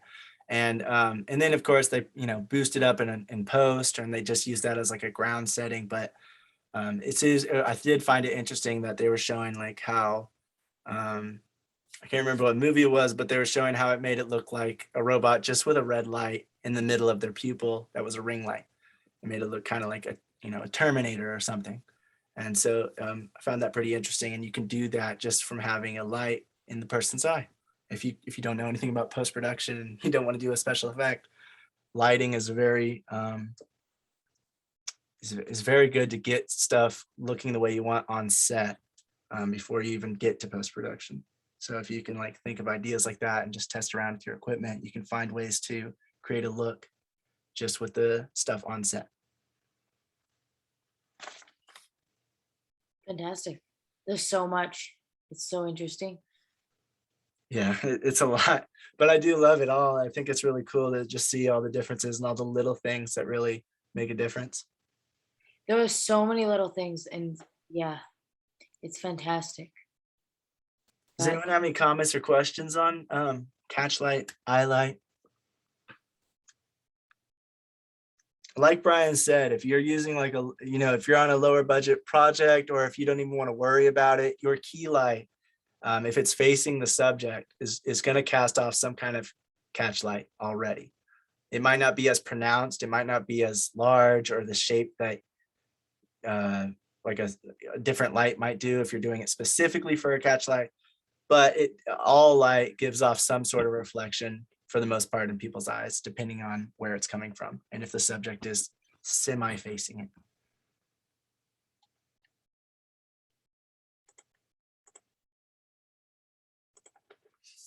All right, next thing we're talking about is Foley artists. And this is one of the coolest jobs, I think, in post-production. It's just everyone that does it looks like they're having a lot of fun, and I think I'd have a lot of fun doing it too. Basically what they're doing is using a bunch of props and a bunch of devices and things to record everyday sounds heard in films, television shows, video games, and other things. They're mostly known for like footsteps, props, and cloth. So whenever a cloth moves, one of the videos was showing somebody in Superman. They were just like holding a blanket, or it was something like a little blanket, and they were just flapping it around for Superman's cape. And so it's really interesting to see how Foley artists will go about getting the sounds that we hear in a movie and we just take as is because it sounds like the thing that we're seeing, like leaves crunching. And really they just have on their in their Foley set, they're just like yanking a bunch of what's it called, cassette tape film. I don't know what you call it, the stuff that's in a cassette tape. Like if you took a cassette tape and took out all the stuff on the inside. The I black think it's just stuff. called tape. Is it just called tape? I'm pretty sure. Rewind the tape. Maybe you're right. So yeah, they just take out all the tape and they put it on the ground and they step on it and it sounds like leaves. And it's really interesting to see. We even saw The Quiet Place, some of the behind the scenes on that. For the ears of the creatures opening, it was just like lettuce and celery that they were twisting and making I was crunch like, noise. what? Yeah, it's pretty crazy.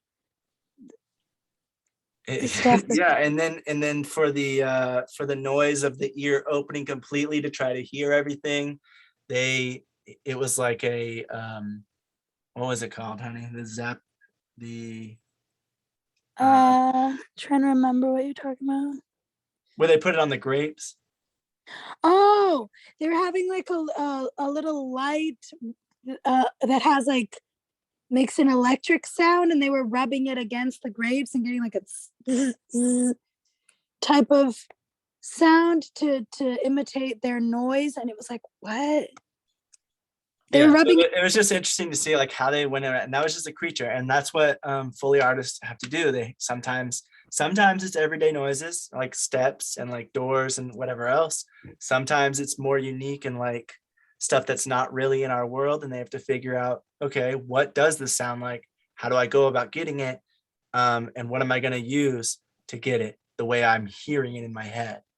And so it's very interesting to see how they take all these different things and create a new sound, or just like how they match it directly to picture.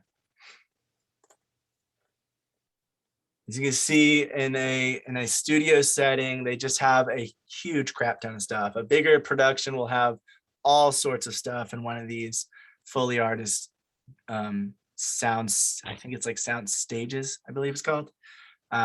Either way, it's the place where all the Foley recording takes place, sound studio. And they have just tons of stuff. It looks like a hoarder's room. There's so many different things. And it's just so that they can make any kind of noise they want, depending on what they need. Somebody was stepping on cornmeal, and they were stepping on it. And the way they were doing it, it really sounded like doing cornmeal at a No, I'm talking about something else. So they were stepping on cornmeal and it was making it sound like snow. And it sounded exactly like what I would think, when I'm outside in the snow and it's crunching below my feet. And it was just, it was cornmeal and their boot. And they were just smashing the bag to make the noise. So these Foley artists on larger productions, they get chunks of the movie, like in 15-minute increments. And they're called A/B reels. They get a list of the sounds that they want them to do for each A/B reel. So they'll get it, and then they get like a list, kind of like a sound map that tells them exactly what is needed in that 15 minutes and when it is needed. So they'll have like a time code, and they'll have, we need some sound for Superman's cape. We need some sound for this creature walking through the forest. We need some sound for this or that. And so they get all that, and then they start going over it and recording it.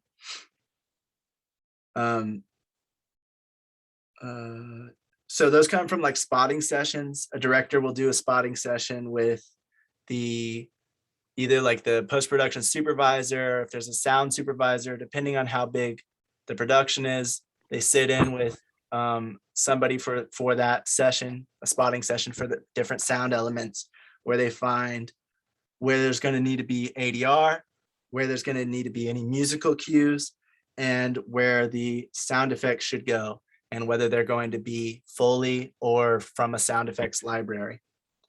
And then that list is given to them, and they find all the time codes that the director was talking about and give it to the Foley artist.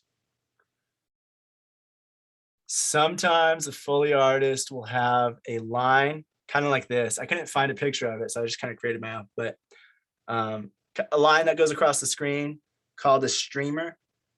And that's when something like that's not as noticeable if you're just watching picture.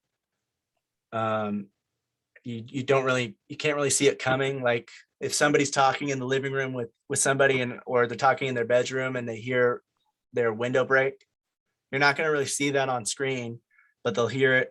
They should hear it off camera. And that's where the Foley artist needs to make a window breaking noise at that moment. And so they put that streamer in so they know exactly when they should start that sound. So the red bar meets the green bar, and then they start their sound recording for whatever sound effect that they need to do.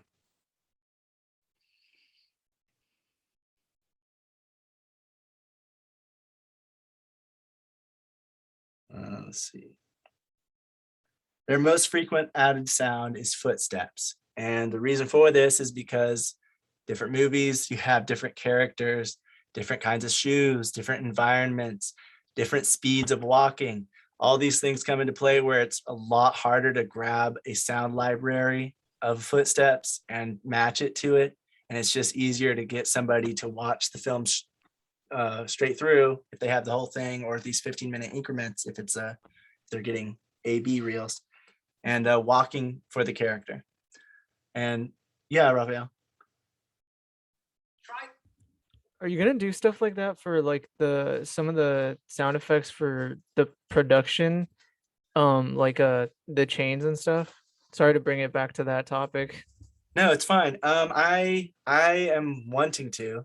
I want to see if we can get some of it on set, depending on like footsteps for just in case, like grabbing it on location for a backup. But I do want to see if we can do it in post as well. And there's some ways I've seen where, independent people will do it, and they'll create their own kind of like Foley space. So I'm going to see how we can do it, and if it's possible. I think it'll be really interesting to try, if nothing else.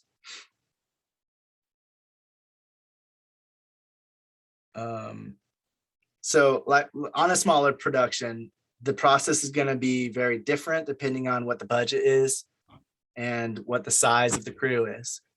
On a larger production, they usually have 2 Foley artists and a mixer. The mixer sitting in a separate room or in an isolated area where they're just listening to what's coming through the microphone. And the 2 Foley artists are working, are working together to create all those sounds. And then the mixer is going to take their sounds that they're recording and either layer them all together if they're using multiple different sounds for one effect, or they will enhance or adjust it by lowering it or adding equalizer or whatever other effects to it to mix it to make the sound great. So there's like a 3-person crew usually on a larger production. On a smaller production, it just depends. There might just be one person who's going to record it and then go into the room and adjust it and then come back, and it's going to take a lot more time. But you know, it just depends on budget. There was one guy who was using his voice. I think it was actually this guy, if you watch the video, who was making a sound for, I think it was Aquaman, whenever they have like those water masks, whatever it was, like they put on their suit, but it's water. I don't know exactly, but he made it sound like it was glass. And then he also used his voice. He just kind of breathed into the mic with like a little tiny bit of a whistle, but mostly just like breathing. And then messing around with glass, like broken glass. He had gloves on. He was just like shoving glass around. And then all those sounds went together to create that one effect. Because, you know, who knows what that sounds like? That water mask that looks like glass that's becoming a helmet. And that's why these Foley artists get to create it and think of it. And, you know, and then it gets passed off to the director and the director approves it and all these other things. But they're the ones who get to decide how it's going to be, unless they get notes. They could get notes from the director saying, hey, I want it to sound kind of like this or that.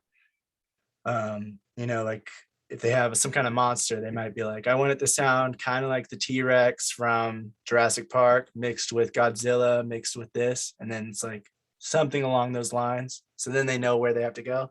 Or they might be left up to just be like, look at this creature and figure out what you think it would sound like and create a sound for me, and I'll see if I like it or not. And that's a lot more freedom for creativity for the Foley artist. So these Foley artist sets are huge for the large budget things, and they, you know, like the big movie studios and stuff like that have their own, probably multiple, honestly, but they are created specifically for Foley. Like the ground is actually dug out in some of them and then filled with these things. You can see it in this picture. There's a lot of different elements. There's different types of ground. There's different types of flooring. There's different types of, you know, wood chips, sand, a different kind of sand. There's grass, there's wheat, there's, you know, whatever else. There's all these things so that they can create whatever kind of sound they want. And because they're doing all these footsteps, whatever location is happening on screen, they can match it just in a studio setting. Sometimes the sounds are actually recorded kind of over the top, like more than they would be if you were recording it and out in the field. And that's just so that the mixer has more options to play with. They can turn down that sound or they can make it pronounced. And another reason is they can leave it really loud, but it'll still get drowned out by like music and other sound effects and dialogue. So it doesn't, they overpronounce it sometimes on purpose just to make it kind of stand out a little bit. But the whole point of Foley work is so that it doesn't stand out to the point where you notice it. It should flow in the movie. You should hear that snow crunch beneath that person's boot and believe that that snow is being crunched in the film, that they was captured on set.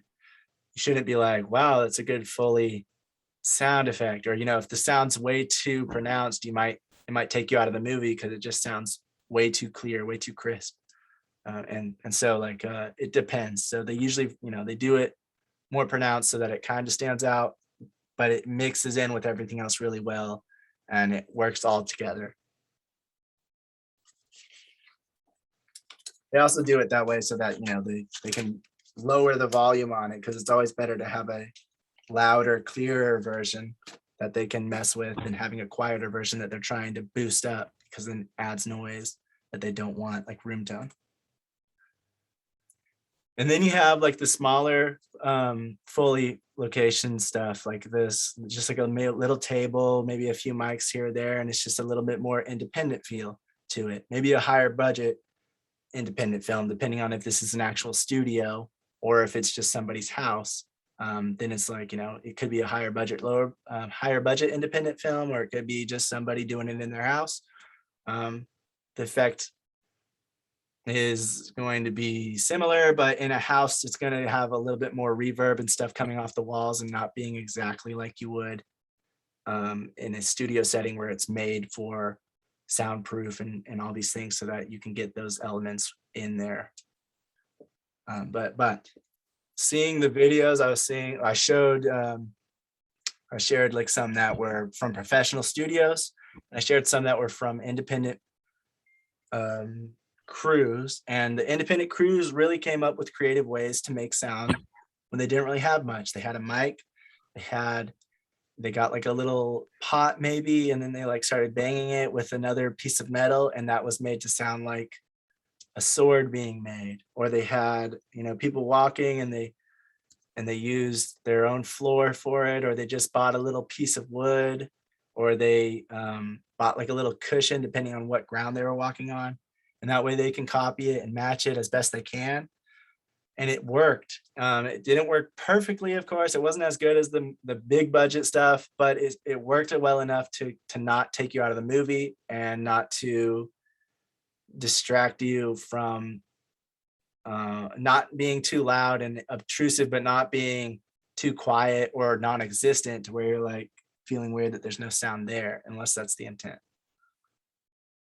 So you can get away with doing it on your own, which is why, Raphael, we're going to try to do it, or try to see if somebody in our crew wants to do it later on. Take a crack at it. Plus, we're also going to make an exercise out of Foley, just so we all get some kind of a little bit of experience with it. So Like I awesome. said, the three main categories: footsteps, cloth, and props. And then I'm just showing like some different pictures and different variations. They have all these weird props and things you wouldn't even think of. That work. They had crab legs for a creature walking. They just kind of broke the crab legs. And that was like them crunching down on trees. And then they had like a little pool of water, or a little bucket of water, where they put the mic close to, and then they just splashed it around to make it sound like the boat was going through the water. They had a feather duster, and they just hit it against their hand, and it made it sound like a bird flapping its wings. There's all these different things you can do just from looking at something, seeing how it might sound. And once you get into editing sound, you can see how much of a variation you can make just on one simple thing. Actually, after watching these videos, I crumpled a piece of paper, and then I just thought, like, wow, that could be so many different things if I messed with it around. So it kind of got me wanting to. I'm going to be excited to do this exercise, I guess I'll say, and that way I can just kind of test it around and see, because you can get stuff sounding different on location, in your studio, or you can also make it sound multitude of different ways in post-production after you get it in your studio as well. And so given all this, that's why Foley artists and these mixers work together as a crew, because they can come up with these sounds and discuss it and come up with the best for the movie and get these unique things that don't match to everything else, so that Okay. not everything's using these sound libraries that, you know, have these sounds that are every movie, like they have their own unique thing. Is there anything else? Cue sheets come with it, with the sound effect and the timing needed. I kind of said that. Honey? Yeah.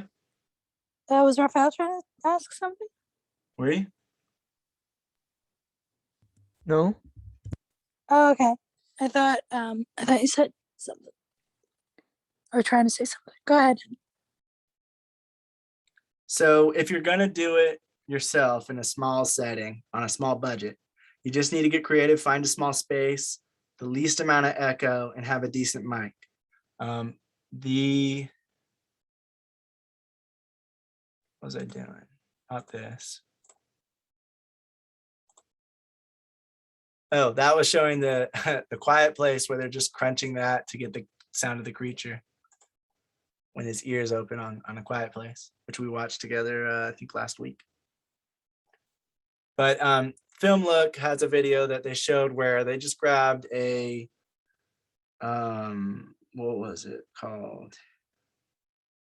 A plant bed, and it's just like a little thin square pan looking thing where it's not too deep to where it causes reverb, but it is deep enough to where you can add some material to it, like he did with dirt, a twig, and some leaves. And then he's just, stomping around on it, capturing the sound they needed for their shoe. And so you can do the same thing in a very small set. All he did was apparently there are these apps for acoustics, and there's even some free ones. They're not, exact and very specific, but they are good enough to have a starting point. And what you do with these is you get an idea of how much reverb or echo there is in a room by pressing like a start button on the app, clapping, and then pressing stop. And then it like kind of tells you what the reverb is based on what it heard. And that's why it's not exact, because it's a phone and it's a free app. But doing that, you can go throughout your house or your location, wherever you are, and see what the quietest space is. If you want to do Foley work or you want to do something with sound, that's the best way to find the quietest space. And then you want to start doing it in that area if you can. You want to turn off all extra unneeded electronics, anything like a computer or a fan or anything that's not needed in that area that you're gonna film it in. You want to try to get it as quiet as possible, because you want to just capture that sound effect that you're going for and not really anything else. There's those, you can use blankets, sound dampening material, clothes, even a stack of clothes, they said. Anything that can absorb sound and stop it from bouncing around the room is what you want to do if you're recording it from home or you're recording it in a small room. That way you can isolate the recordings and not have it echo back and forth.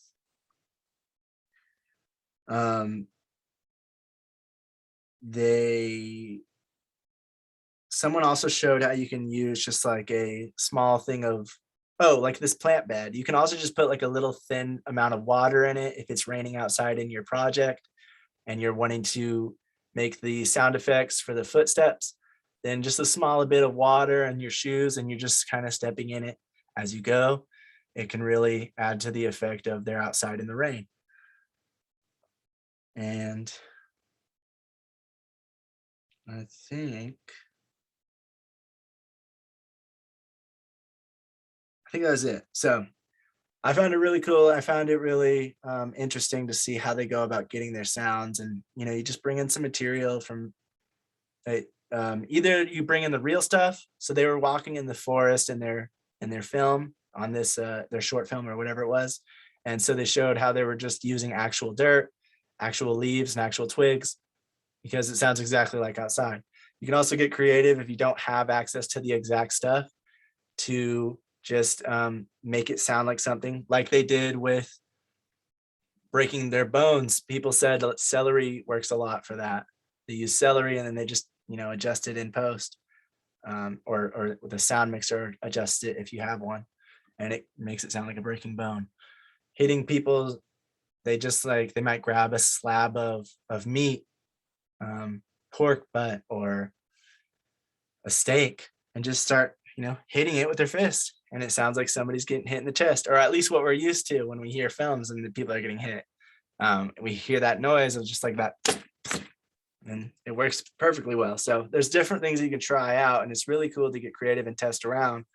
And it's all you need is a decent mic and creativity, and just find a room and try to get it as sound block proof as possible, using everyday materials, blankets and stuff like that. Or if you have actual sound stuff, even better, like sound blankets and soundproof material, even better. But anyone can do it. And, it adds an element to your film that you wouldn't find in a sound library usually, because you're doing it specifically for your project.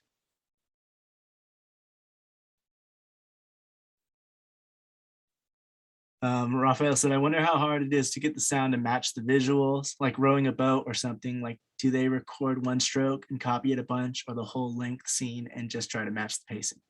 Oh, yeah. So that's another thing. They go through multiple takes. So they're not trying to do all the sounds at once.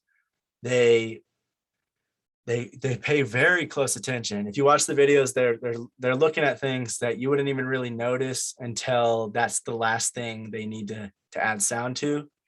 They might think of like, oh, he just put his hand next to his leg, and it looks like his hand might have scraped the side of his cloth. Let's add a little tiny sound for that. And it might just be like, and that's it. But it just adds an element that wasn't there before that'll make it seem more believable. But they do it in passes. They go through and they say, okay, I'm going to be this footsteps of this character. And they said even that they look at the character and they think, okay, what kind of, if those, let's say the character's shoes are never shown, we never see their feet, the whole thing, then they just decide, they make a creative choice to say, what kind of character is this? What kind of shoes are they wearing? Maybe they're being practical, or maybe they're, they're trying to be fancy. So they're wearing some kind of shoe that looks a little nicer, like some sleek black, whatever you call it, shoes. Or maybe it's a woman that's wearing high heels, or you feel like she's in high heels because of how she's walking. And then they decide what kind of shoe to wear, because that also adds a different layer of what it sounds like.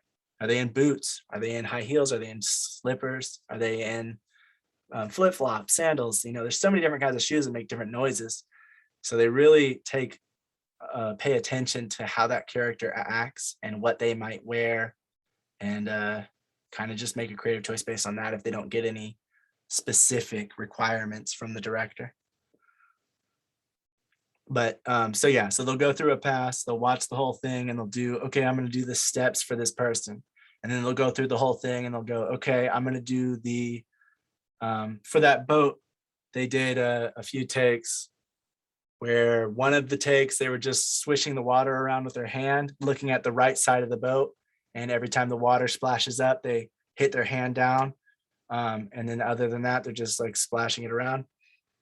So they do it like that so that they can capture a multitude of different sounds. And then that's what the mixer's for, to layer them all together to make it sound like it's coming from the same thing. One thing is just the water going through straight. So they'll just splash their hand left and right the whole time until that boat is not seen. Another time they will, like I said, every time they see the boat splash up in water, they'll hit the water real hard. Then they'll watch it again and they'll do it for the other side. And then they'll watch it again and they'll do these sails. And whenever the sails flap, they'll do something to make a noise that sounds kind of like a sail flapping. And so they go through it over and over and over again, and just adding that new element of sound. And I'm not exactly sure what order they go in. There might be a specific thing they do first, but I just know that they do multiple passes to get each element as they go through. So they're like, every time that guy steps with this, maybe he's wearing those old cowboy boots with the, whatever those things are called. What are they called? The metal things, little spinny things. What am I thinking? Cowboy spinny things? Cowboy boots, wearing the little metal things in the back. Oh, I know what you mean, but I have no idea what those things are called.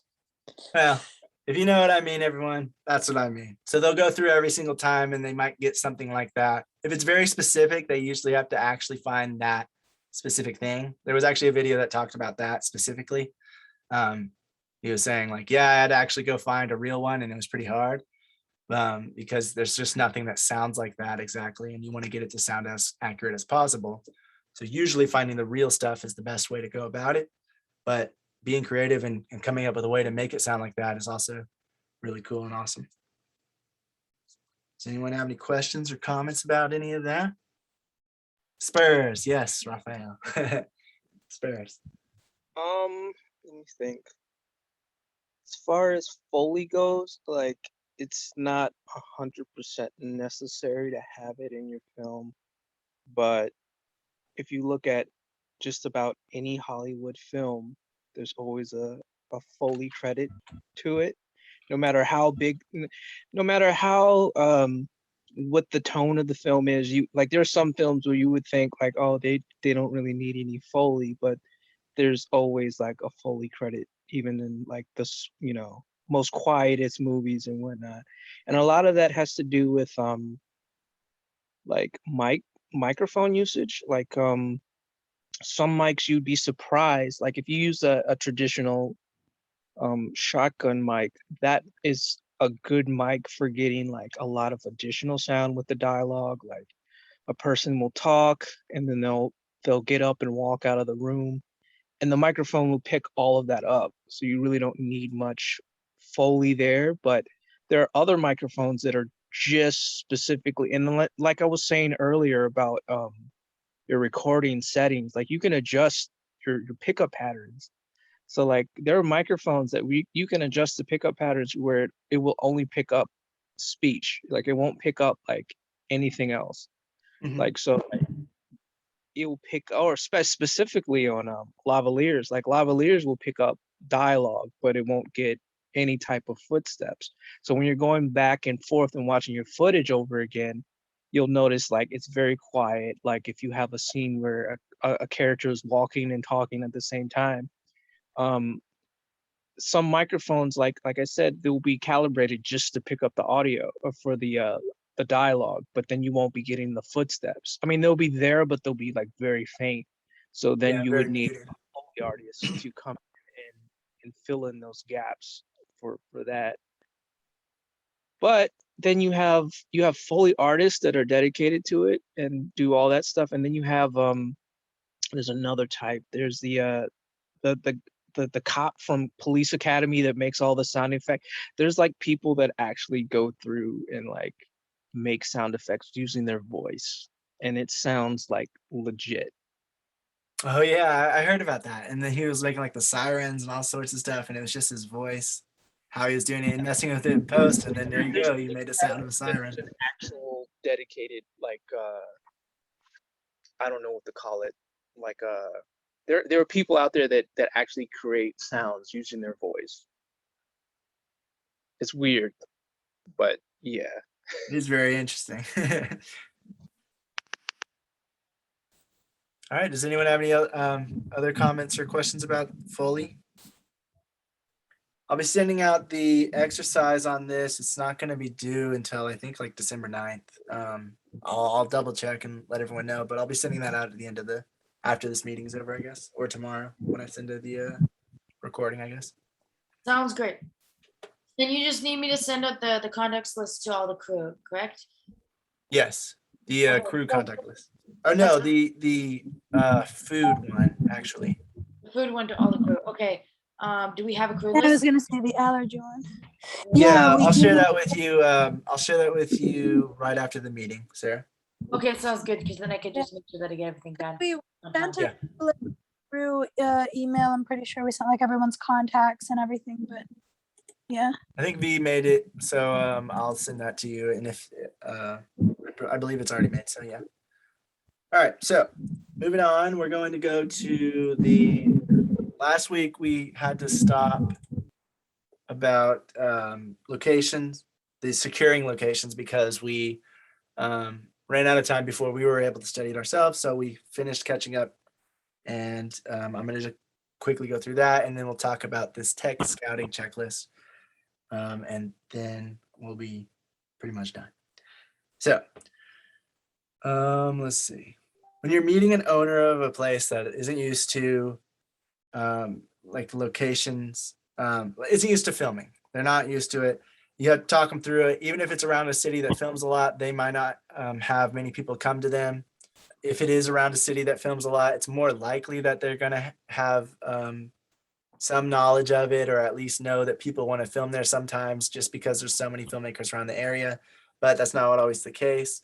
And especially when you get into smaller cities and smaller locations that don't have a lot of filmmaking around that area, they are most likely not going to have any idea what goes into this process or how long it's going to take or anything like that.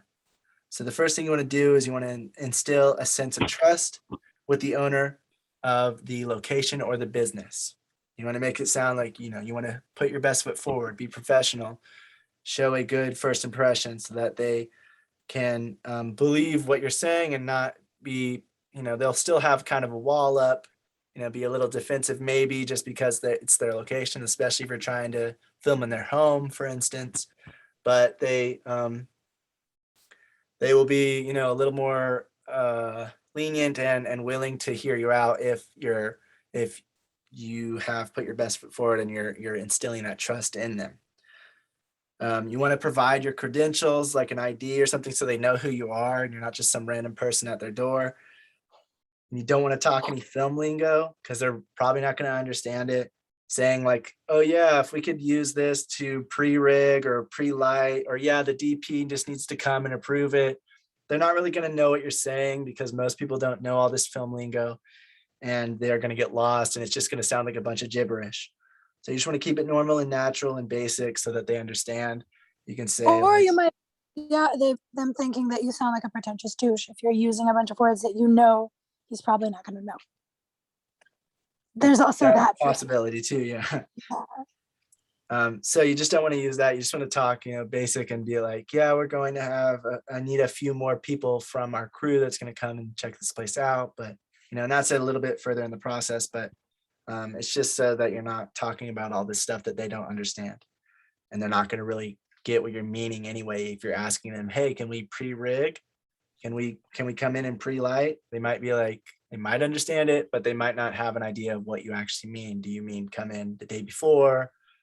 So it's a lot of things like that you need to just make sure they're clear and understandable, and understand that they're not going to understand what you're talking about if you're talking in film lingo. Also, you don't want to be desperate. You don't want to seem desperate, but be sure if it's a small budget production, just let them know that it's not a large budget and it's independent. There's not a huge company with or a huge actor attached to the project, so that they're not expecting like that their house is going to be in a Hollywood movie and all across the board on theaters. Just let them know, be honest and be straight up, and let them know what it's actually going to be like. That being said, you don't want to undermine yourself either. So you don't want to say like that it's, oh yeah, it's not really that big of a thing, because that's just going to undermine it and make them not really want you. You want to be passionate about it, but also honest. So yes, we are a small independent production, and we have a very low budget, but we are very passionate about this project. We think it'll blah, blah, blah. And then, continue on and get them to get interested in it like you are. You might be asked to show some script pages of the project or the scenes that are going to happen in that person's location. So just be prepared for that, or at least be prepared to let them know that you can't or don't want to, or if it would be okay if you don't, if you don't want to show them your script, you want to keep it secret. But if not, you can always get an NDA as well and have them sign it before showing them the script or the parts that are going to be in their location. But you may just be asked that because they want to know what's going on or what's being filmed there. You also need to be prepared for rejection, especially if there's any fighting, guns, murder, rape, or graphic things in your scenes. If there's any nudity, if there's any sex, that's all that stuff that's going to be a little more hard to get people to accept and let you use their location for. So you just need to be aware of that. If it's a big party scene, you might have the same issue. They don't want a lot of people looking like they're trashing the place because they don't want their house to be destroyed, or they don't want their business to be destroyed. So, or they don't want their neighbors to be afraid if they don't know that you're filming and they see like a party scene and they're like, oh my gosh, they're trashing so-and-so's house. Yeah, it makes more sense. I guess most people would rather be have a house involved in projects that are more, up to 18 or whatever. That makes sense. Right. And good stories. Then you need to be sure to let them know what time of day it's going to be. You're going to shoot there. If you're going to be shooting there at night, if you're going to be shooting there at day, be sure to let them know up front, because they might be like, oh, I can't do that, or that might be perfectly fine for them. It just depends on the individual. So letting them know up front saves you some time anyway, if they're not even going to let you do it at a certain time of day. If it's a period piece, if you're doing a historical drama or something like that, takes place in another time, and you find an old Victorian house, or you find an old house that looks like, or if you're using like an old church, or whatever else, you're probably going to have to take down some of their furniture, electronics, and anything that's kind of modern. And so that needs to be explained right away as well. You need to let them know if it is a period piece, like, yeah, it's going to take place in the 1800s. So we're going to be needing to take your TV away and your this, that, and this, and then we'll put it all right back when we're done. But moving their stuff around is going to, be another barrier to try to get them to accept that.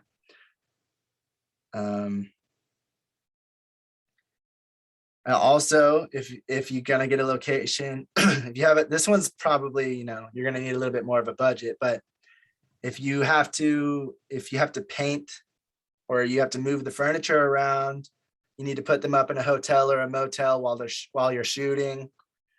They're gonna need all of that to be discussed with them. So just, basically a lot of the things, the same information was being said, which is mainly just full disclosure and be honest. One guy said he was amazed by how many people let them, he was amazed by what people let them do sometimes. Like, he goes into a location and he was asking like, hey, would you be okay if we, removed this wall? And some people was just like, yeah, it's fine. Because some people are just excited and think it's interesting to have their location be in a film, or just to be a part of a process like that. Some people are very interested in that. Other people are going to be very guarded and very unaccepting of something like that. So it's good to get that off the bat as well. Maybe not right away, kind of discuss some stuff before you jump into, hey, can we tear down your wall?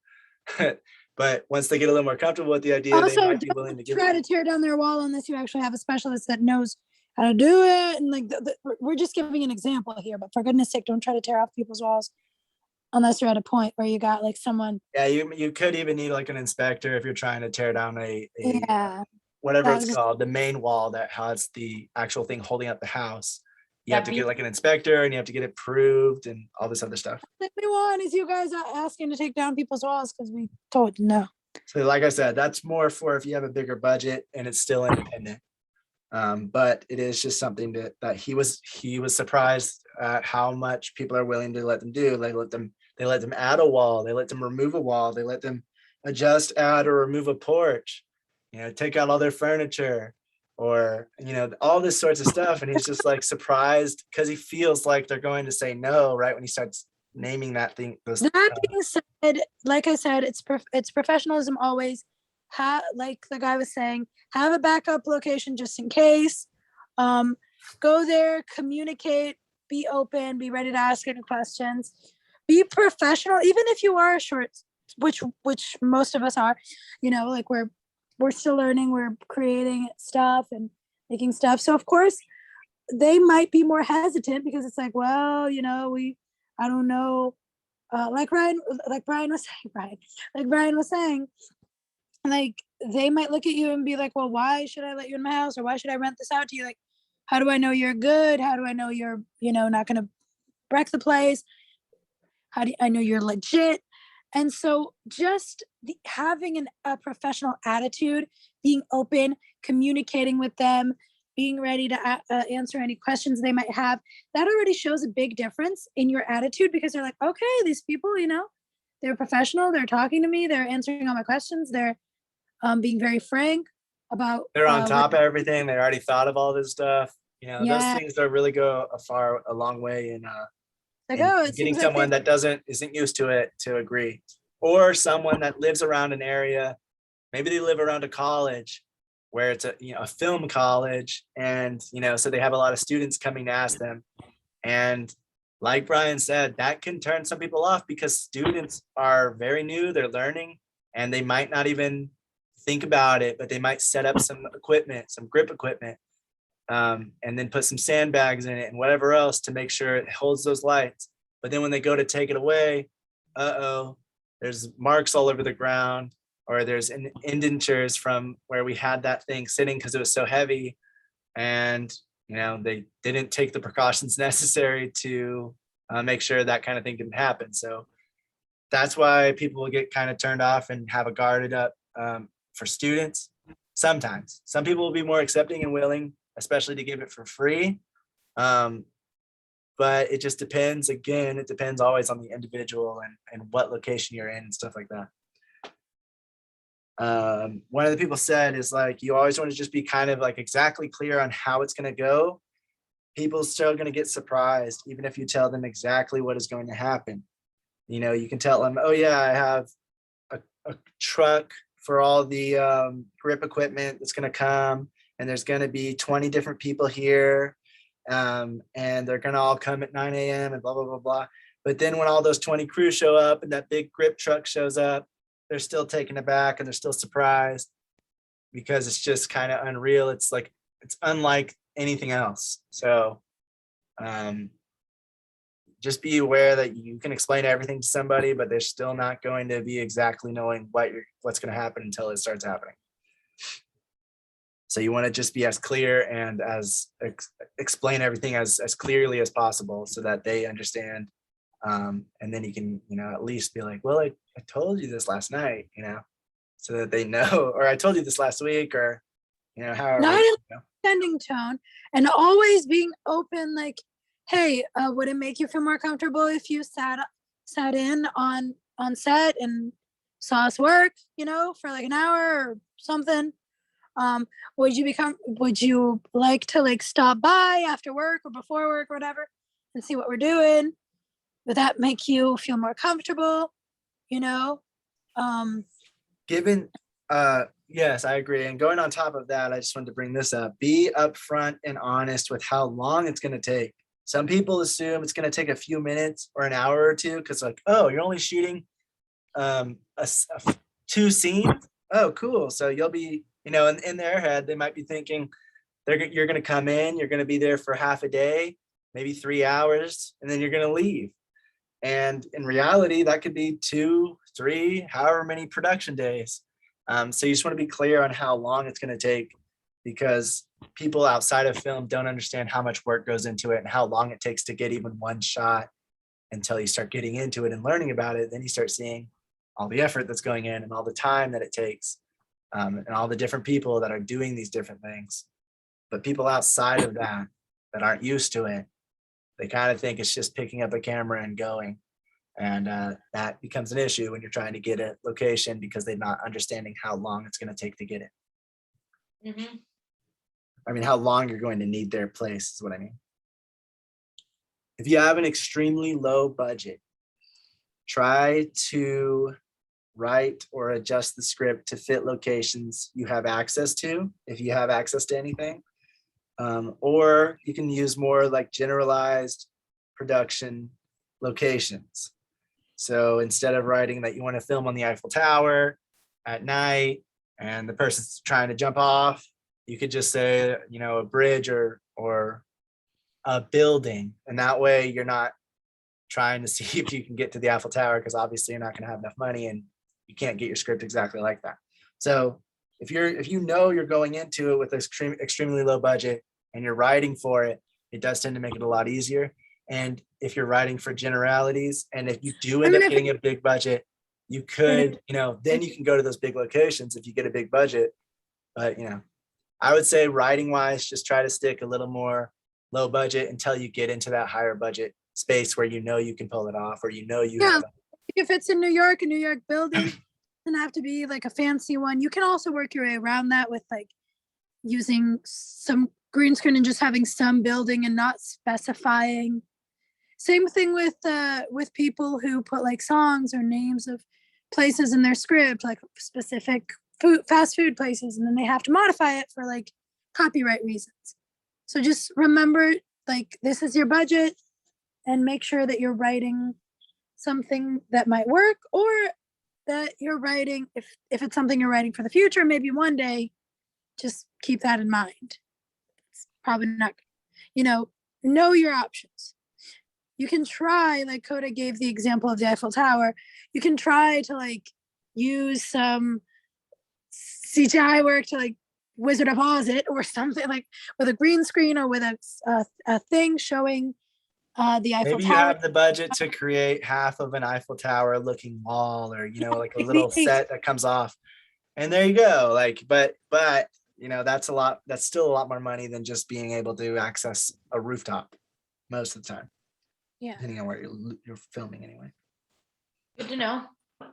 And remember to give yourself a lot of ample time for acquiring permits and permissions, because it's going to take longer than you expect.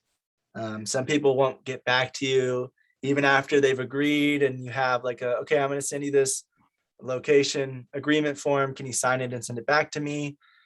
Just look over it, read over it, make sure everything's clear. Sometimes they won't get to it. Sometimes they might want to change something, and then you send it back again, and then they thought of something new. And so it's a process of going back and forth. Or sometimes they're just not as attentive to it, or it gets lost and you have to keep asking them until they finally get to it. So it could take longer than you think, and especially with permits, depending on where you are, even more so. The more filming that happens in your area, the harder it's going to get, the longer it's going to take to get your permit, because there's more people requesting them. So it's always good to give yourself a lot of time, more time than you think you need, so that you can make sure to get that stuff done, because you don't want it to be last minute. If you do need to get a permit you're going to film in a public place in the city or whatever, and you need a public permit to say that you are allowed to film there, you don't want it to be 5 days before you shoot, or where you were supposed to shoot, and you still don't have them responding to you. And then, it's a big issue, because you're stressing out, even if it gets done, even if the last day you find they do send it and you get it done and you send it back and it's approved, that's still going to be a lot more stress than you need. So always give yourself more time to get it done. Apparently, if you're shooting in LA, technically you are required to have a permit, even in private property, even in your own home. So you always want to look up the area you're shooting in for their laws. That way you at least know the risks that's involved if you choose not to get the permit. They say a lot of people don't do it, of course, because how are they going to find out they shot in their home? But there is always the chance that they possibly could, and then they could confiscate them, get them in trouble, or just stop production and put a halt on it.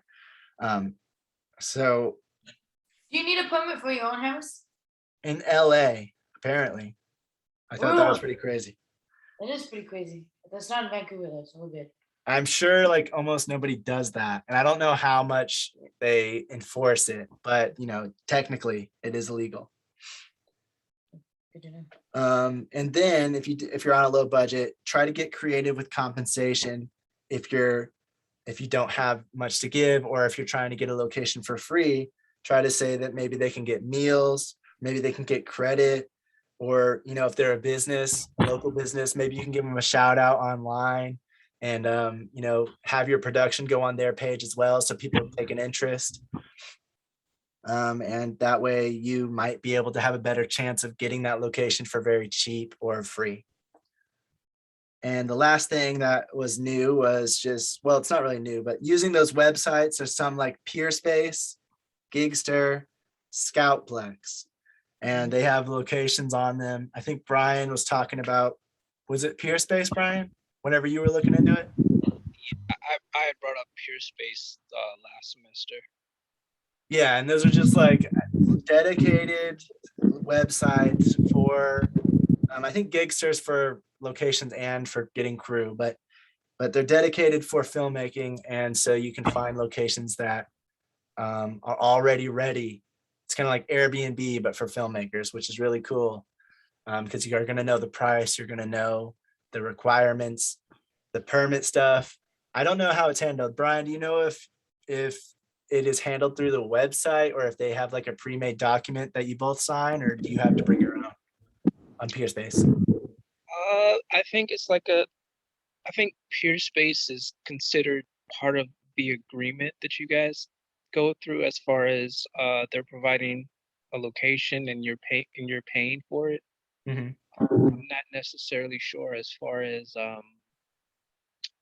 needing like permit, like the LA thing. I'm not necessarily sure that covers that as well, but I do know as far as like your legal agreement between you and the person that's covered with the peer space.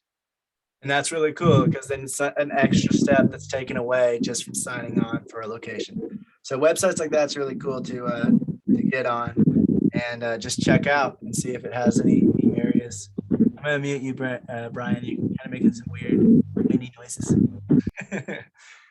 But thanks for that, by the way. Thanks for informing me of that. That was something I was wondering. So that takes away, that extra step of getting them to sign a location release form and everything because it's already through that website. So that's really cool.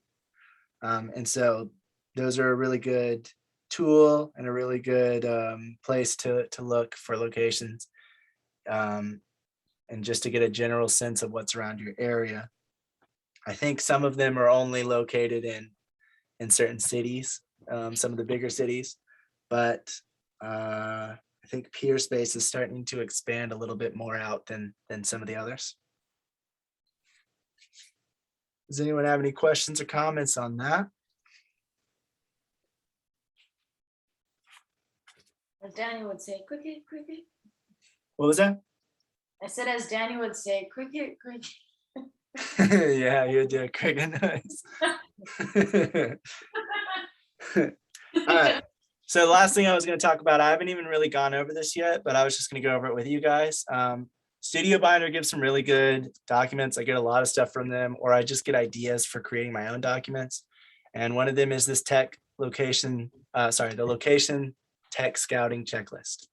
So this would be if you're a location scout or you're scouting for your locations.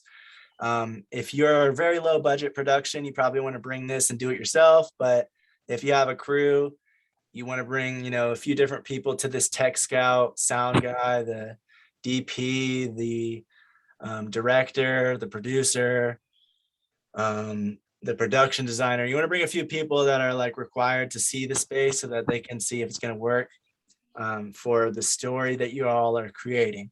And because everybody's going to be looking for different things. Production, the producer is going to be looking at budget, and he's going to be looking at space for crew and other things like that. The director is going to be looking at it for mainly the story. The sound person is going to be, of course, hearing out for any sounds. Is there an airport nearby? Is there a train? Is there heavy traffic? Is this a highly populated area? What's going on with sound? Am I going to be able to get really crisp, clear sound here? The camera operator is going to see the director of photography is going to see, okay, where could we get those shots that we were wanting? If they did a storyboard before they do this tech scout, then they kind of see like where they could match the storyboard to. If they're going to do the storyboard after they do the scout, then they're kind of looking around with the camera to see what could be an interesting shot in that location. So they're looking at it from that angle. And then the production designer is just looking at it like, okay, we need a scene that has these elements. Is this area going to work for that? Would we be able to change that? What am I going to need to do if we get this location? So everybody's looking out for different things. The more crew you can bring to this thing, the better. That way everyone has their input, and you get, and it's just like those production meetings I was talking about earlier. You get all these different minds looking at different things so that they can speak up and say something that maybe you never even thought of. Oh, this location might not work because so-and-so reason, because that's what they brought up. So, but if it's just you want to bring this especially to pay attention to everything at once, because you just want to be aware of all the stuff that some of it you might not think of at first until you look at it. Makes sense. Awesome. So I'm just gonna go through this. So they say like storytelling, does the location meet the scene requirements, and does it fit the director's tone? So they're giving it out like this sounds more like it's going to the location scout to do like a preliminary tech scout, which is good. But tech scouts generally are after the initial scouting phase, and then you go and that's when you have a few different locations that might work, and that's when you do a tech scout to see if it's going to work logistically and for the story and everything. Anachronisms, does the fitting set the time and period of the story setting? Sight, you want to look at it with like a wide shot, 360, look around the whole place. Is there any directions that might need to be avoided? Like Priscilla was saying with logos, maybe there's a building that you really think is going to work for your project, but half the building you look out and it's logos of different restaurants because it's a street that has different restaurants, McDonald's, Burger King, and all these other fast food or these dining places that you're going to need to avoid or block the windows with, or you're going to need to do something. It's just good to keep in mind. Commercial clearance. Is there any properties around that require commercial clearance? Is there indoor staging? Does your cast, crew, and gear fit inside? That's something to keep in mind. Is there any special production design needs? Like I was saying, the production designer, if they're coming, they're going to be looking out for that stuff. And they're going to be like, we're going to need to change this wall, or we're going to need to, put something down on this floor because this doesn't look like what we're talking about. So they're going to be looking at it from there. And then, the producer should be looking at, does this going to fit everybody? Is there bathrooms? Is there running water? How are we going to do it logistically speaking? And is there enough area for everyone to set up? Because that is a problem when you have a lot of crew, but a really small space. Sunlight, is there a bunch of windows, and is it coming in? And you want to go during the time of your shoot, so you'll see what the sunlight's doing in the morning. If it's a really long shoot, it's supposed to take place throughout a whole day, or it's supposed to take place only in the morning. Then you still want to see what it's going to happen in the location whenever it turns noon, evening, and then just see how the sun changes and how you're going to be able to get the production done. If it changes so drastically that you can only shoot in the actual morning, that limits your production days to a few hours compared to if, it doesn't have too many windows and you can easily change how the lighting looks if it becomes noon, but it's supposed to be morning in your script. Visual effects needs, would there need to be anything removed or added in post? Something like that to consider is that 360 test to see, there are restaurants outside, but we can easily just put a visual effect over the window. Like Ryan was saying with one of his projects, they put green screen on the phone. I mean, it works, but you don't want to rely on visual effects, I would say. But that is something you can think about when you're going to look at locations, is just, well, could we get away with this? Could we put something over the window and then just add a random street and make it look real? For sound, are you going to be able to turn off the heating, ventilation, and air conditioning units?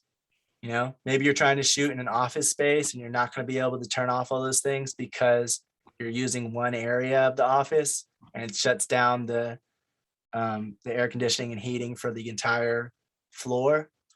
And so that will be a problem. That's something to consider. Are you shooting in some kind of kitchen or a cafeteria or something that has refrigerators and other appliances, and can you turn those off? And how much reverberation is in there? Can you record clean dialogue, or are you going to need to dampen the echoes with different material like sound blankets and stuff like that? Then other things to consider: surroundings, roads and traffic, schools. There's gonna be noisy kids and stuff outside if it's a school, and a lot of people, a school bell, stuff like that, depending on what time of day or what season it is, what time of year it is. Playgrounds, that's again with little kids outside going into a playground, even if they're not there when you arrive on set, will they be? Is there going to be kids in the frame? Are you shooting it towards that playground? And you want to take that stuff into consideration. Factories or warehouse, any noise generated from machinery or vehicles, any roadway issues, are those nearby? Giving off those big smokestacks and having a lot of noise and trucks. Like I repeated a bunch, remember to try to go to the location if you can, morning, noon, and night, because sometimes it's super quiet in the morning, but then rush hour afternoon rolls around and it's crazy. So. And then things like gas stations, is there noisy traffic? Again, just because there's nobody at that gas station right then, does that mean there's going to be continuity problems because there's going to be some sounds from the gas station with the people coming and going, and then supposedly 3 seconds later in your script, in your project, it's supposed to be 3 seconds later in film time, in story time, I mean, but it's really 5 hours later. That's going to cause a continuity error if there's a lot more noise or a lot different stuff happening around the area. So gas stations, post office, train stations, all those things are things to keep in, like, just be aware of. Train tracks, are they going to interfere with sound? And is there going to be a train that appears at any point? Are there any airports, air traffic? Is there a subway, boat traffic? Basically anything that makes a lot of noise and anything that has a lot of people. You want to be aware of all those things. Staging talent, you also want to be thinking about that. Is there going to be a dedicated quiet space for the talent? Extras? Is there dedicated bathrooms that they can use for going to the bathroom? And also, is there a dedicated area for their makeup and getting ready and maybe even preparing a little bit, or not? Is there sufficient parking? Is there going to be a lot of parking for everything you need, or are you going to have to park on the grass? And is the location okay with you parking on the grass? If there is grass, I mean, but those are things to keep in mind. And so I really think this is a really good list of things to just keep track of. Weather, temperature, is it going to be too hot or too cold? And is there a temperature control? But that goes back to, you don't want to have the heating and the air conditioning turned on. So does that place get really hot, or does it get really cold without anything turned on? Because that's usually what you're going to want for sound, and that might make the area very uncomfortable for your crew and your talent. So that's something to take in consideration. How often does it rain or snow in that area? Just because it's just cloudy today, or just because it's sunny today, doesn't mean 3 weeks from now when you're planning to shoot, or 5 or 2 months from now. Is there a lot of rain during that season? Is there a lot of rain in that area? Is there a lot of rain in that month? Those are things you want to look out for and keep track of. And that's something you're going to have to look up separately from the actual spot.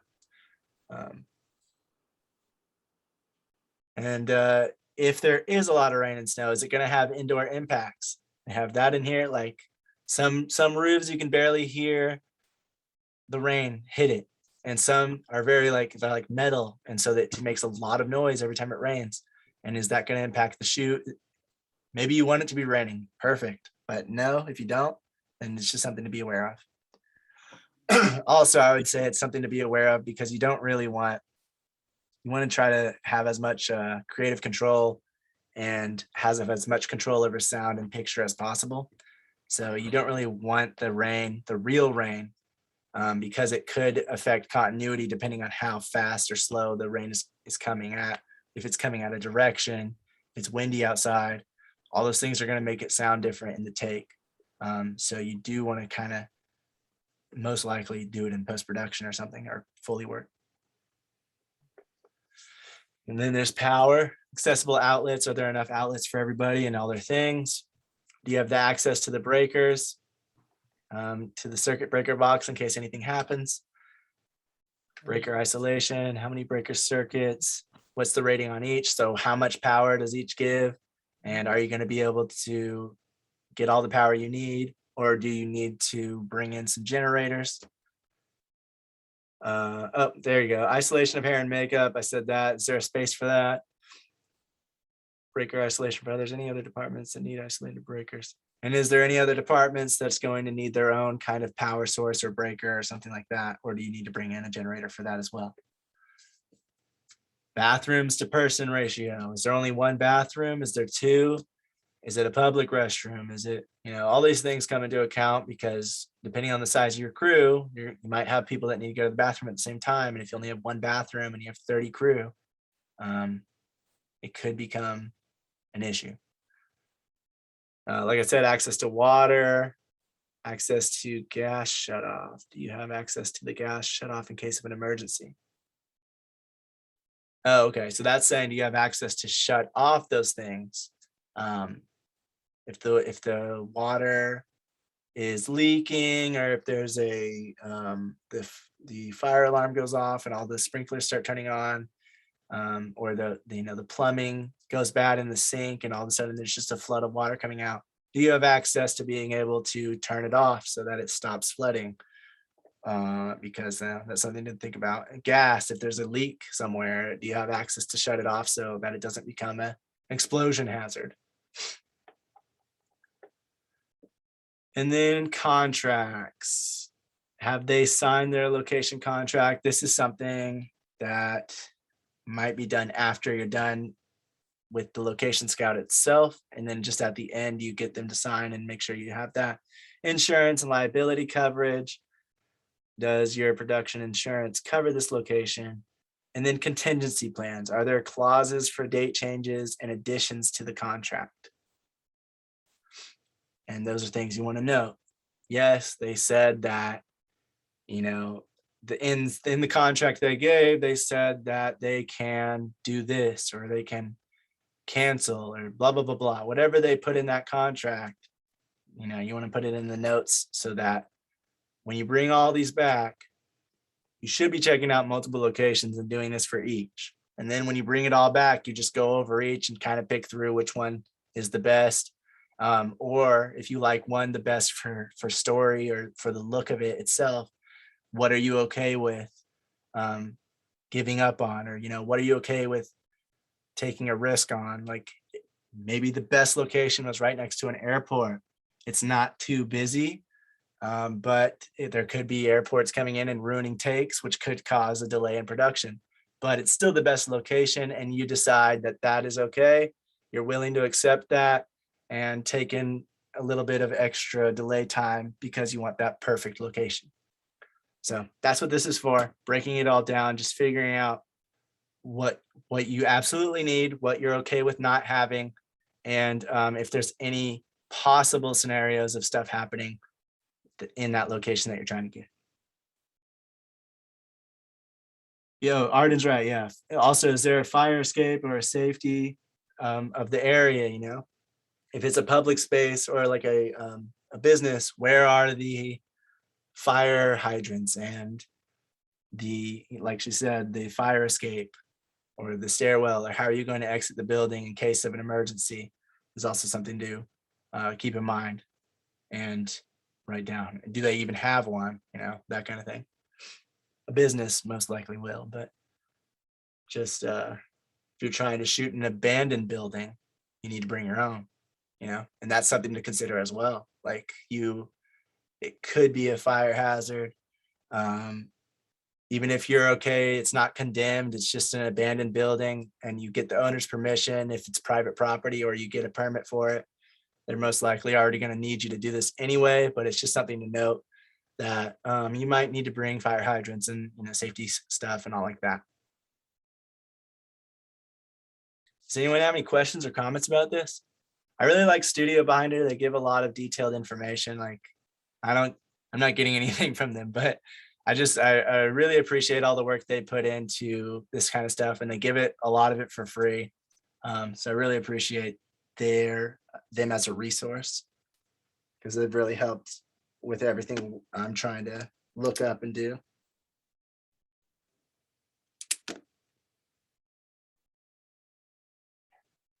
All right, what's this? I don't know what that is. All right, so just wanted to say on Thursday, we're going to be watching everybody's ADR voiceover clips, and we're going to be reviewing everyone's screenshot lighting mimic from La La Land, one of those screenshots that we send in the email. So that's what we're doing Thursday. There's not going to be any what am I trying to say?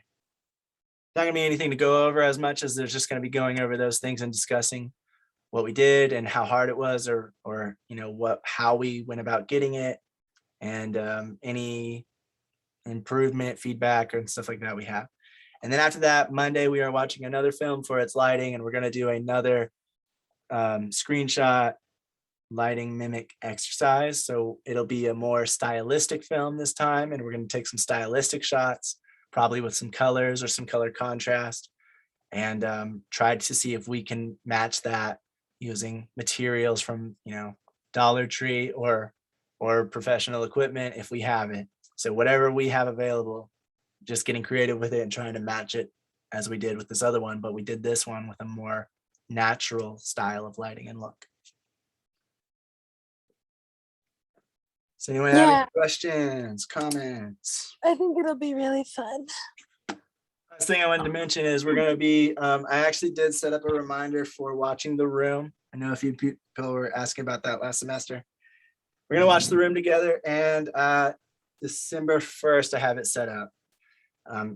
Sorry it's taken so long. I thought we could do it at the beginning of the semester, but everything went by so fast, and now we're in pre-production for our short film, so it's going to have to be after. So we're not watching La La Land again. No, The Room. So we probably we're talking it about probably we're would be watch better to Wait, watch La La wait. Land again Yeah. because The Room's so bad. But you guys wanted to watch Wait it, so a minute, honey, wait, she's confused.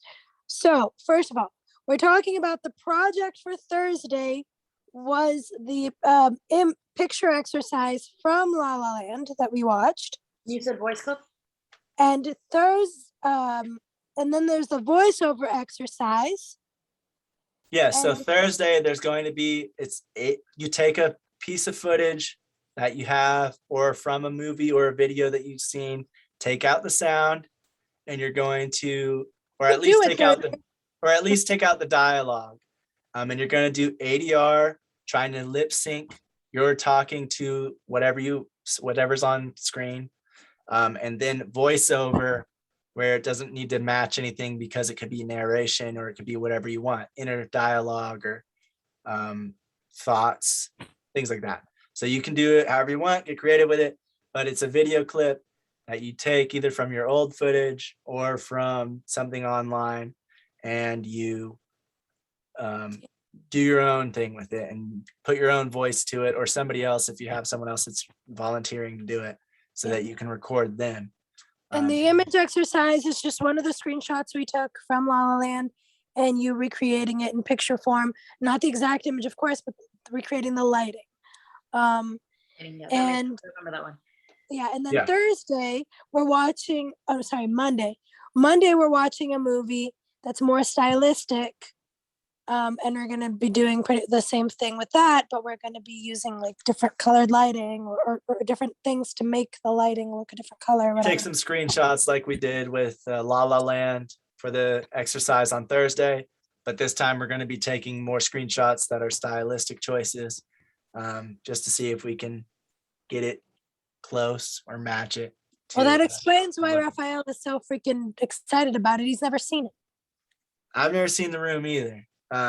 So The Room is what we're watching on December 1st. I plan to watch it on December 1st. It's not completely confirmed, but I just wanted to mention it because you guys asked for it a few times, and that's the plan.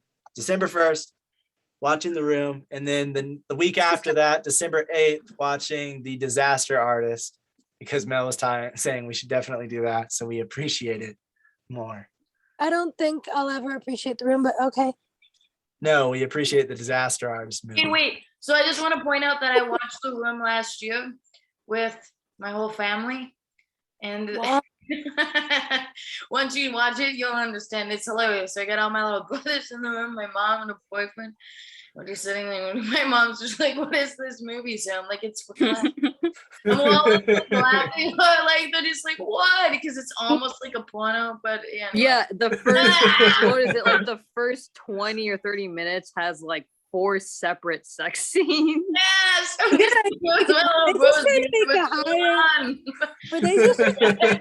I'm not even kidding, but and also like I was gonna say because of that, like if you there is like a full on like a free one on YouTube that like someone uploaded, but like the sex scenes are just completely like it just becomes a huge blur on the screen where the sex I've heard of that. So because of that, it's like I don't know, personally I would rather just be able to see the entire movie, because it was like really took me out of it where like the entire screen just becomes blurred. Oh yeah, Yeah. the All one right. was good. Also, so we can appreciate more bad film work. Yes, I was gonna say. If you need They're to not appreciate even- bad film work to appreciate good film work. No, I was just gonna say, holy crap. Just like Shisom said it right. They're not even good sex scenes. It's not even good porno. That's the thing. Like, you, What like is they couldn't good even porno? get that right. Question. I just Right. yeah. They couldn't even I get only that. saw the free one on YouTube. I mean, so it is like, a really I'm just- good. I want to see the whole thing. I mean, it's No, the it's best. so It's hard the to best compare. example ever of Because- showing how money does not equal a good film. No. You know, it shows What how was the like you can budget? have a bigger budget, but if It you goes like don't know what 100 you're doing, if you don't plan it out, or even Let if me- you plan it out but you still don't know what you're doing, I don't know how he went about it, but I don't think he I planned it that much. Yeah. Even if you have a He big knew- he budget, knew it still somebody. won't turn out right if you don't know what you're doing, if you don't take the time to plan it and actually But it's $6 million. understand your The script, room- your characters, the lighting, everything. You know, you need to have all that. other stuff. No. Hey, the room cost $6 million to make. How much did it make? Frick, I don't know. It made a lot less. How much did it That's make? a question. Because if you're shooting a porno, like, well, practically a porno is supposed to be making bank, buddy. Like, anyway, that's bad. 9%. 9% on Medicare. Oh my gosh, the room made. Oh, it made 4,000 5 million. So it almost broke even. So it was fun. If it was filmed a little bit more like a normal person, then it probably would have made a bunch. But of- here's the If they thing. filmed it for $1 million, it would have made $4 million. Here's the thing that I've heard. Here's the thing that I've heard though. It doesn't count when you break even in the film industry because that budget is not counting sometimes the publicity you had, the extra cost to send it out, all this kind. So when you break even on a film, you still have to pay a crap ton of people. So breaking even, you don't really break even. Like, yeah, you got that money back, but you still owe people money. So breaking even is not good. It's not necessarily. Yeah, I'm just saying, I'm surprised. Honestly speaking, they might have made their budget back in the aftermath of it. Yeah. You know, yeah, because it's like it's a hugely talked about film, even though it's terrible, and because it's so Yeah, terrible, that's why it's Austin talked about. The Wizard of Oz didn't make its box office money back, I'm pretty sure, or it made barely. But then it became a cult classic years later, and then it like All got publicity is good publicity. yeah. Yeah, as long as you're making that money, you don't really You care. can bad movie be the #1 worst movie ever. Final thing, like before we leave, can someone explain to me how the Saw films became that successful? Like, I know that we watched it for Halloween, right? The first one. It's basically torture porn, but the first one is like, it doesn't show you anything. I was like afraid, hiding my fist, and I was like, wait a minute, it's not showing anything. Like halfway through the movie, I realized it barely showed everything, and I was face for nothing. But then the other movies, I hear that they're complete torture porn. So are people just that messed up? But the movie cost $1 million to make. I don't know. And I don't know if you know this, but the screenwriter of the film was one of the main actors. And you can definitely tell he's not an actor. Holy crap, that was painful. Some scenes are very painful to watch. And I'm just like, okay, was it the concept? Because I do understand the twist. It's interesting, loaded with plot holes. I mean, come on, the dude, if you got spoilers for like Saw, if you haven't seen it. No, Oh, wait, Saw? I'm The gonna first stop Saw? recording.